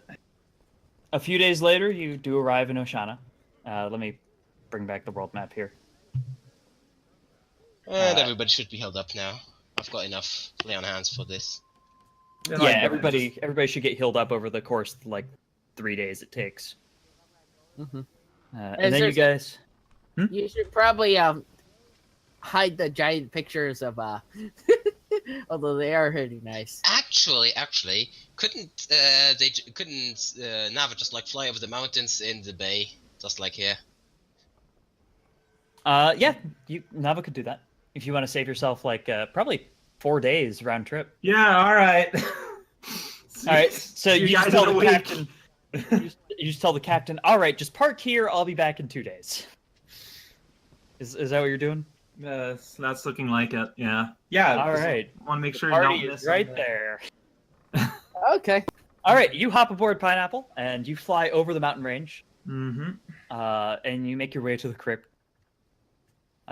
You've basically fully recovered, but everybody in the crew still looks a little battered and bruised. But you guys have made a full recovery. Is it? You're holding all the artifacts that you have, all the ones you didn't leave with Baker. You head Why on does into the crew crypt. look battered? You guys, I mean, not the actual crew of the ship. Also, we the don't have the oven. That's with Ferens. Oh, that's Yeah, we- correct. This is an actual plot point I had written that Doc actually had in his. Really? All Yeah. this time? That's so dangerous. No, not all this time, but he brought it with him. Right, but I mean, yeah, since we've seen him, but in Riddleport, basically. Yeah. Okay. I forgot to go into that actually. Oh well. Anyways, you guys do have all the artifacts. On the entrance, I banged a spoon on Doc to get Bickerton's attention. Oh, did you bring Doc with you? Because Pineapple can't carry all of Oh, okay, yeah. If not, then I guess. Are you traveling alone? Probably. I mean, regular I could come along probably. Yeah, if you want to come with. I suppose I'll come with. Well, it's a matter of being able to fly over the mountains. Yeah. Yeah. So either Don or Rigel. You don't have to. I'll come along. Don's the one that can cook, I think. Yeah. That's true. He's handed have by the crew. Right. So okay, we fair do not enough. have the pouch anymore, so it's good that we also Oh bought no, that's right. You handed Oh, off the pack. No, I'm just gonna. I imagine you pull out enough ingredients for Yeah. a couple weeks or something. You just go to Exactly. town on this pouch on the last day. Yeah, you just fill up the I'm stores just gonna flip this pouch upside down and and just think of delicious banquet food and see what comes out. All right. So you make your way to the crypt. You head on down, and sure enough, there's Bakerton hops out from behind his crypt podium thing when he recognizes it's you. Says, did you get the last artifacts? He's right and he's dead, and yes, we did. We got him. He's dead. Oh, that is wonderful. Oh, thank God. I don't think he's coming. I don't think the there's gods. enough left to salvage of him anyway. we're thorough. Excellent news. I cannot thank you enough. This is, well, hopefully what I'm about to give you thanks you enough. But here, let's destroy these artifacts first. All right, hand them over. There you go. Yeah, I'll hand him over. He takes all the artifacts. All right. Well, it's been nice working with you. Mhm. I Well, guess I'll catch you on the other side. And I take it your spell keeping you here is tied directly to the artifacts. You'll see. You'll see. Um, And one by one, he just starts eating the artifacts. so they aren't really showing up in his rib cage. They're just vanishing once they enter his mouth. So I take it to like his phylacteries or something. Just one by one, until all 5 of them are gone. So before you go, anything you want to say to your myriad friends out there? Oh no, why didn't I think of this? Crap, I've got like 10 seconds left. Tell them I'm glad they helped you all, and they're all wonderful people, and so Natri died. That's awful. Tell them, and he just falls apart. I give his remains a thumbs up. And as he collapses into a pile of bones, his crypt opens up. Like it's not just the coffin on top of the podium. Like the whole podium slides back, and there's 300,000 gold there. Oh, there's a magic store in Daventry that's going in retirement. Well, I mean, I probably wouldn't put it all in your You uncle. should buy a portable hole to put the gold in. I mean, you could just say, yeah, Uncle Lumpy, there's a bunch of gold in the script. Can you like securely, stealthily secure I something, mean, and we come could also. back? I mean, since gold apparently weighs nothing, we could also just put it in our bags. But I mean, like, It weighs like a pound per 50 coins. you know, I'm just gonna hand wave and say that you guys can just look. I have a wagon. We can fill it up. Like, it wouldn't be immediately, but we can return my wagon and just fill it up. Well, But yeah, Spencer already said he's waving it. Yeah, I'm hand waving it. You can just pocket Okay. it. It just makes things easy. You guys pocket 300,000 gold. I That's a don't big know. Pockets. And Like- at 75,000 each, that's A bunch. That's a lot. That's a fortune. And he Like he I only said- promised us like 50,000. Yeah. Well, there were more of you when he promised that. Like, and I'm giving, like, Unfortunately- basically what I do immediately to our boat is I'm gonna go lumpy. I'm just gonna dump it all in his house. Like, hey, look. You could each buy an airship and a half. Like, look. It's you're welcome to dump your portion on your Uncle Lumpy. I'm my 75,000. well, I You gonna know. crush poor Uncle Lumpy to death with gold? I'm just like, look. It's worked a long time, but this business is kind of falling apart because of the reality of all that. So here I go. I found a compromise. I'm just gonna drag this big bag, and here I go. Here's for your retirement. It's Well, like why do you want your uncle? Well, why do you want your Uncle Lumpy to retire? Because I took care of me for a while. He's getting old. I want him to just enjoy the rest of his life without having to worry. I mean, What you promised, you found a bunch of rare magic items and you got a lot of money for them. I'm not telling where it's come from. So hey, there's money. Here you go. So are you doing that now, or are we gonna play Yeah. that out now? Well, I mean, I'm just like, I don't know if it needs to be played. I'm just saying that's what I'm basically doing. well, I was My gonna say, share of gold. Well, I kind of want to do a little epilogue. All right. So that's let's do Navas first then. So after you guys go back to Bloodsworth Island, and you guys see the birth of, or the hatching of 3 brand new little baby bronze dragons. They're all Aww. very adorable. You guys are just so delighted, and your minds are just all swimming with all the possibilities that 75,000 gold each has. The crew that you've been working with end up, I imagine, sticking with you guys for a while as you all go gallivant around spending it a bit. And we'll probably throw a few. We'll probably buy him a few rounds at the bar. buy them the bar. Yes. So I imagine that Nava at least stays in good contact with Arcturus, maybe sending letters or something every now and then when Nava gets strong enough to send long-range messages. Mm-hmm. Maybe do some long-range chats. Basically do fantasy Skype calls. Send some magic SMS. And Nava brings back 75,000 gold and a bunch of artifacts to Uncle Lumpy. Mm-hmm. Now, how does Uncle Lumpy react to this? Shock. That's fair. He never actually expected Nava to make it amount to much, probably. It's just like, look, I'm going to be keeping 10k to myself. The rest, I just want y'all to live in luxury for, and enjoy your waning years. I'm gonna go. Nava, I don't know what to say to this. This is beyond any gift I would have expected. This is Look, you took me down. You took care of me when I came down from the mountain. It's only natural that I do the same, right? This is a phenomenal boon. This is. I'm gonna need some time to process this, Nava, but thank you. Thank you so much. This means so much. And yeah, I guess the shop doesn't really need to stay open anymore if we have this sort of money. Yeah, But there's. I do like running this shop though. I hope you don't expect me to retire because I think no. I might keep the shop open. That's what I figured you'd say. I might but cut the hours a bit. Take That's- more It's just vacation. something he does for Yeah, to pass the like- time, probably. Yeah. it's okay. Like, at least now you don't need to worry about if you're going to be able to eat. That's what I wanted. Now, Nava, this is unbelievable. This is incredible. I'm so honored. I'm so touched.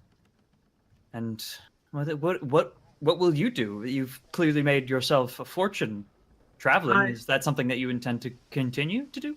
So I also own a boat now. Oh, okay.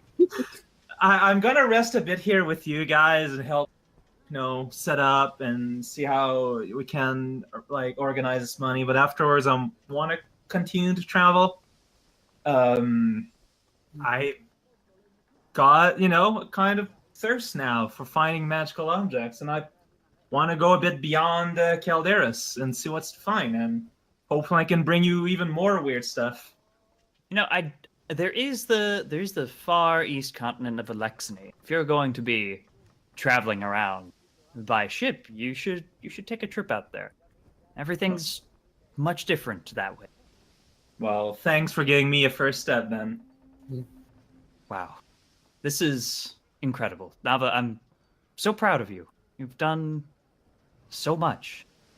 And I look forward to hearing all the stories as we settle into this newfound world.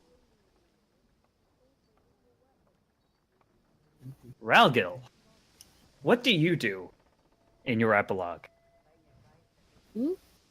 What does Ralgil do with 75,000 gold? Does Ralgil become a high-stakes political activist for Cobalt rights? Probably a little bit, or that sort of stuff. Probably a Do bit, yeah. something like run for mayor of a small town somewhere. Like Riddleport. Does, I'm honestly. does Ralgil become a politician in Riddleport? I love this idea. I actually haven't real. This came up more suddenly than I was expecting. Yeah, I didn't want to spoil the surprise that this was the last session. Also because I wasn't 100% sure if you guys were going to dilly-dally a lot at the beginning. So, Well, again, I thought you had more adventures planned after this, or. in the future, I'm going to be taking a break from this for a while, but I wouldn't be surprised if we have another Pathfinder campaign in like a year or so. And you guys are more than welcome to continue your characters then. Probably he's gonna. I know for sure he's probably gonna go to Demert Skullcrusher and say, probably he'll actually help a bit with continue on his journey a bit, trying to find the slavers that also sent him to kill Demert Evil Crusher or whatever, something like that. All right. Originally, but So- he's probably gonna say, but he's probably going to go back home and speak to his father a bit and talk about the fact that again, maybe I don't know if Demert cares or not, maybe but Dryden is dead and that sort of stuff. Yeah, Demert is absolutely delighted to hear that. He's very proud of you. Zrydan kind of came back out of nowhere. Everybody kind of thought he was dead in the first place. But Demert knows his history.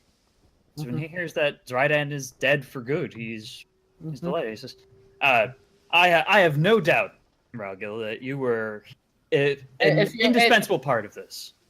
I was. If you weren't, actually, since it doesn't matter anymore, the mission I was on or whatever, something like that, Zrydan stole, you've heard of Bakerton, haven't you? Bakerton. Let's have him roll another history check. He was a famed pastry wizard sort of guy. Yeah, he was around like 200, 300, something like that, a long time ago. But yeah, he was around these parts. He's a bit of a local legend. I don't know if you heard, but when we started again, it was because some priestess disappeared in a crypt or whatever. That was Bakerton's crypt because he woke up when Zrydan stole his amulet. To prevent you from having to rehash the entire campaign, I'm going to say you catch him up on all the events that transpired. And after a long storytelling session, Demert looks up at you and says, Ralgil, I'm really happy with what you've done. That's an incredible tale. It's an incredible thing you've done to help the people. And hey, you made out like a bandit with that money. You kidding me? Kid, you got a lot of stuff you can do with that. Got any fun plans? Honestly, probably mostly just keep traveling around, that sort of stuff. Maybe try and root out that bit or something like that. Maybe it might actually get some make kobolds less considered what most people consider them and that sort of stuff. Hey, I know with the kind of money you got, you can absolutely make sure that you can put together a really good campaign to really make kobolds recognized in the world. You've proven yourself. Hopefully you can use that to pull everyone else up. Good luck out there. I'll keep in touch and that sort of stuff. Wonder where everyone else is going. I'll see if I can find them or whatever. But I guess it's off traveling for me. Maybe I'll stop by where Lumpy's shop of magical whatever thing. You see if Nava's popped in there.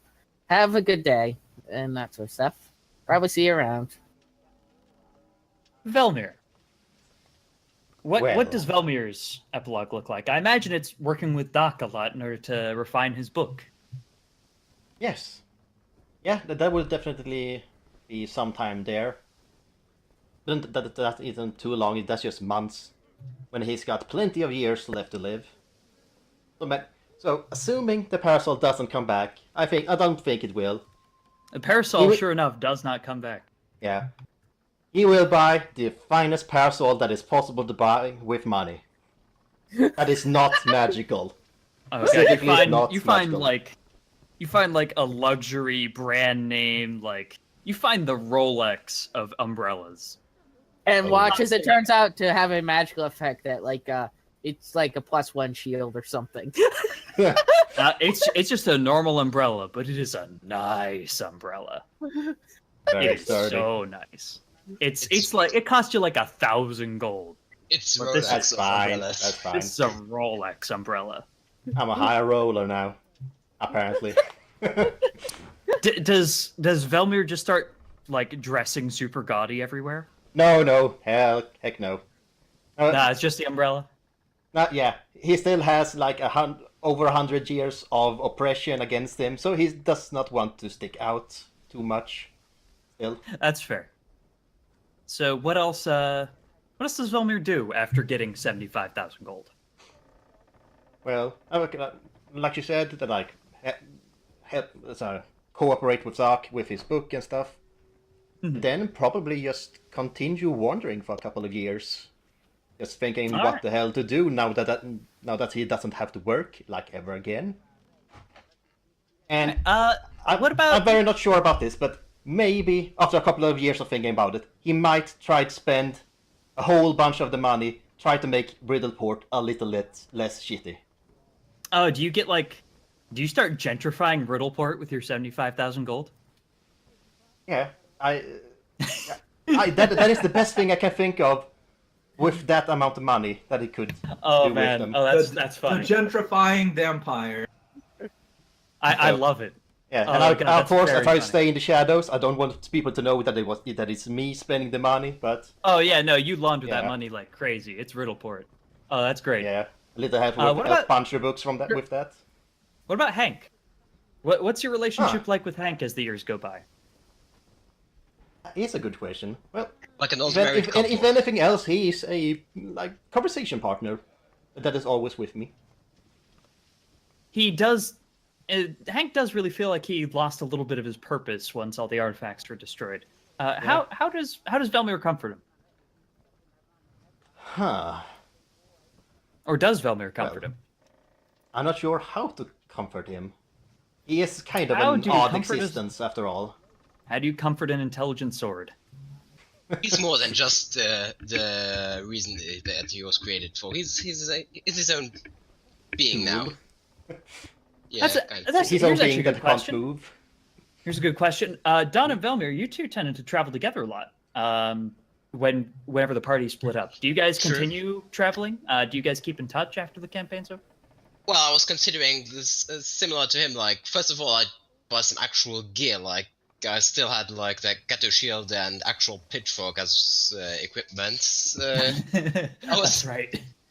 Yeah, probably going back to Glider Forest. I considered if that's pretty far split from everybody else, just to tell the tales of my adventures, and nobody, of course, believing me. And then with the rest of the money, I just figured I'd wander around and also spend it for good causes, using my high sense motive check to make sure that people who get the money actually don't misuse it, stuff like that. Mhm. Similar to Velma, so yeah, probably keep in touch for those reasons. All right. I mean, Do you set Grailga will probably try and keep in touch with the others as well, even reluctantly, Colleen. Who's probably in a jail somewhere. Also, just want to note that this ship was technically assigned under my name, but I guess I could just send it to Nava, who, probably would make the most use out of it. We could buy our own boats if we. I mean, yeah, like I'll Yeah. honestly, like if it needs to, I'll literally buy the value back from you. I got the money for it. You got the money for anything. So does Don do anything with his 75,000 gold to further the ways of Shibe? Does he like open any churches or anything? to Mostly spread by the just by good- spreading the word, yes, mostly. Spread the good news of the good boy? Yeah. Also, if he ever reaches level 8, which I don't think is that unlikely because it's practically level 7 already, he also gets like practically semi-permanent planar ally, which would definitely be Hound Archer, and which I imagine is just like his no-nonsense sidekick who just groans at his jokes all the time. I love it. That's great. Mm-hmm. All right. Anything else anybody wants to add into an epilogue? I mean, a lot of you seems to be wanting to like wander around. So once I decide to set sail for the east, would anyone want to come with? That's Oh why. hell yeah! That's do you why just- Or it depends on how long time it takes before you decide to do that. It's of course important. Yeah.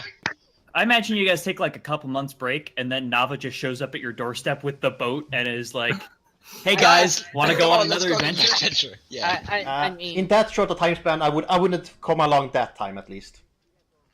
It would take at least a couple of years before I. Yeah, do like that. 2-3 years is what I'm imagining. All right, so like 2-3 years, Nava comes by and is like, "I'm putting the band back together." I mean, Railgo. I already said Railgo's going to try and keep in touch with Nava, and again, Railgo's home base is probably still going to be Daventry, which is where Uncle Lumpy's shop is. So he's probably got pretty good leads on where Nava is. Honestly, That's if it takes 2 or 3 years, maybe like we'll just go like on a first adventure back, and then get in touch with you guys again or something. Yeah, You guys go on like a scouting adventure to Alexany and come back later. to explore the dark goes on an continent. adventure, and then he or she finds some sort of clue to I don't know, other hidden treasure, and then the guys need to know about this. Just comes back. Maybe discover if there's any cities west of Hog. If I got a boat, I want to go east because I got water. You're on a boat and it's going fast and. And I actually know what's east. I don't know what's west. I haven't thought that far. Are you kidding me? Well, it looks like you need to sometime extend the map to the west. So what you're Calderis saying- is on a need to exist basis. So what you're saying is that the next campaign, a year is gonna be a west march, but in Pathfinder, where you just discover what's west. Yeah, of course it'll have its own history, and everybody, of course, will already know about the cool places you just discovered. But yeah, I'll put stuff west when my parties end up going west. Who knows? My upcoming campaign, maybe they'll go west. So a lot of the NPCs, I understand, are people that were in past adventures. That Not you as learned? many as you might think, but yeah, there were quite a few. Like there was Bakerton's party. Yeah, Bakerton actually was an old NPC from a very old campaign, where they went through a dungeon of baked goods, similar to your first session. Huh. I refer to it as the Cake Dungeon, and this first session of this campaign I refer to as the Cake Dungeon 2.0. And also, trying to think. Yeah, so Riddleport, Grimdark Elfpuncher is actually an old Minotaur Bard that I played back in 4th edition when I tried that. Oh man. Oh. And then trying to think of any other good ones. What about the guys from the rubble, that we met on? No, the Rubble was brand new. No, I mean the NPCs that we met. Oh, the NPCs. Oh yeah, Hawk and Roland. Those guys travel around a lot, actually. Roland's always been kind of sleazy, and Hawk's been always just a polite weapon salesman. Mm. I like how we contributed to you actually starting to work on the middle of Calderis. Yeah, no, I mean it's good. It's good for my world to expand. Every single campaign I do, it makes the world a little deeper. Because why you didn't have the rebel planned out beforehand, did you? Nope, there was a big old void in the middle. I just knew that there was a strip club in the middle somewhere because that came up at one. So there's one somewhere around there. Quite exotic. Of course. Yeah, but Probably you the guys most didn't exotic meet of any bastards. of like my standard NPCs like Commander Giant Breaker or Grandmaster Fistbeard. Because we never went to any of the cities they were located in. Yeah, that's fine. I wasn't planning for you guys to. So, but I had a ton of fun doing this campaign, guys. Congratulations on completing the campaign of the Artifacts of Bacon. With everyone alive. With everyone alive, yeah. So, Yes. I was actually really worried about that bone shatter. I'm glad it didn't kill anyone. I mean, we could have just afforded a revive spell somehow. That's true. You did make $75,000.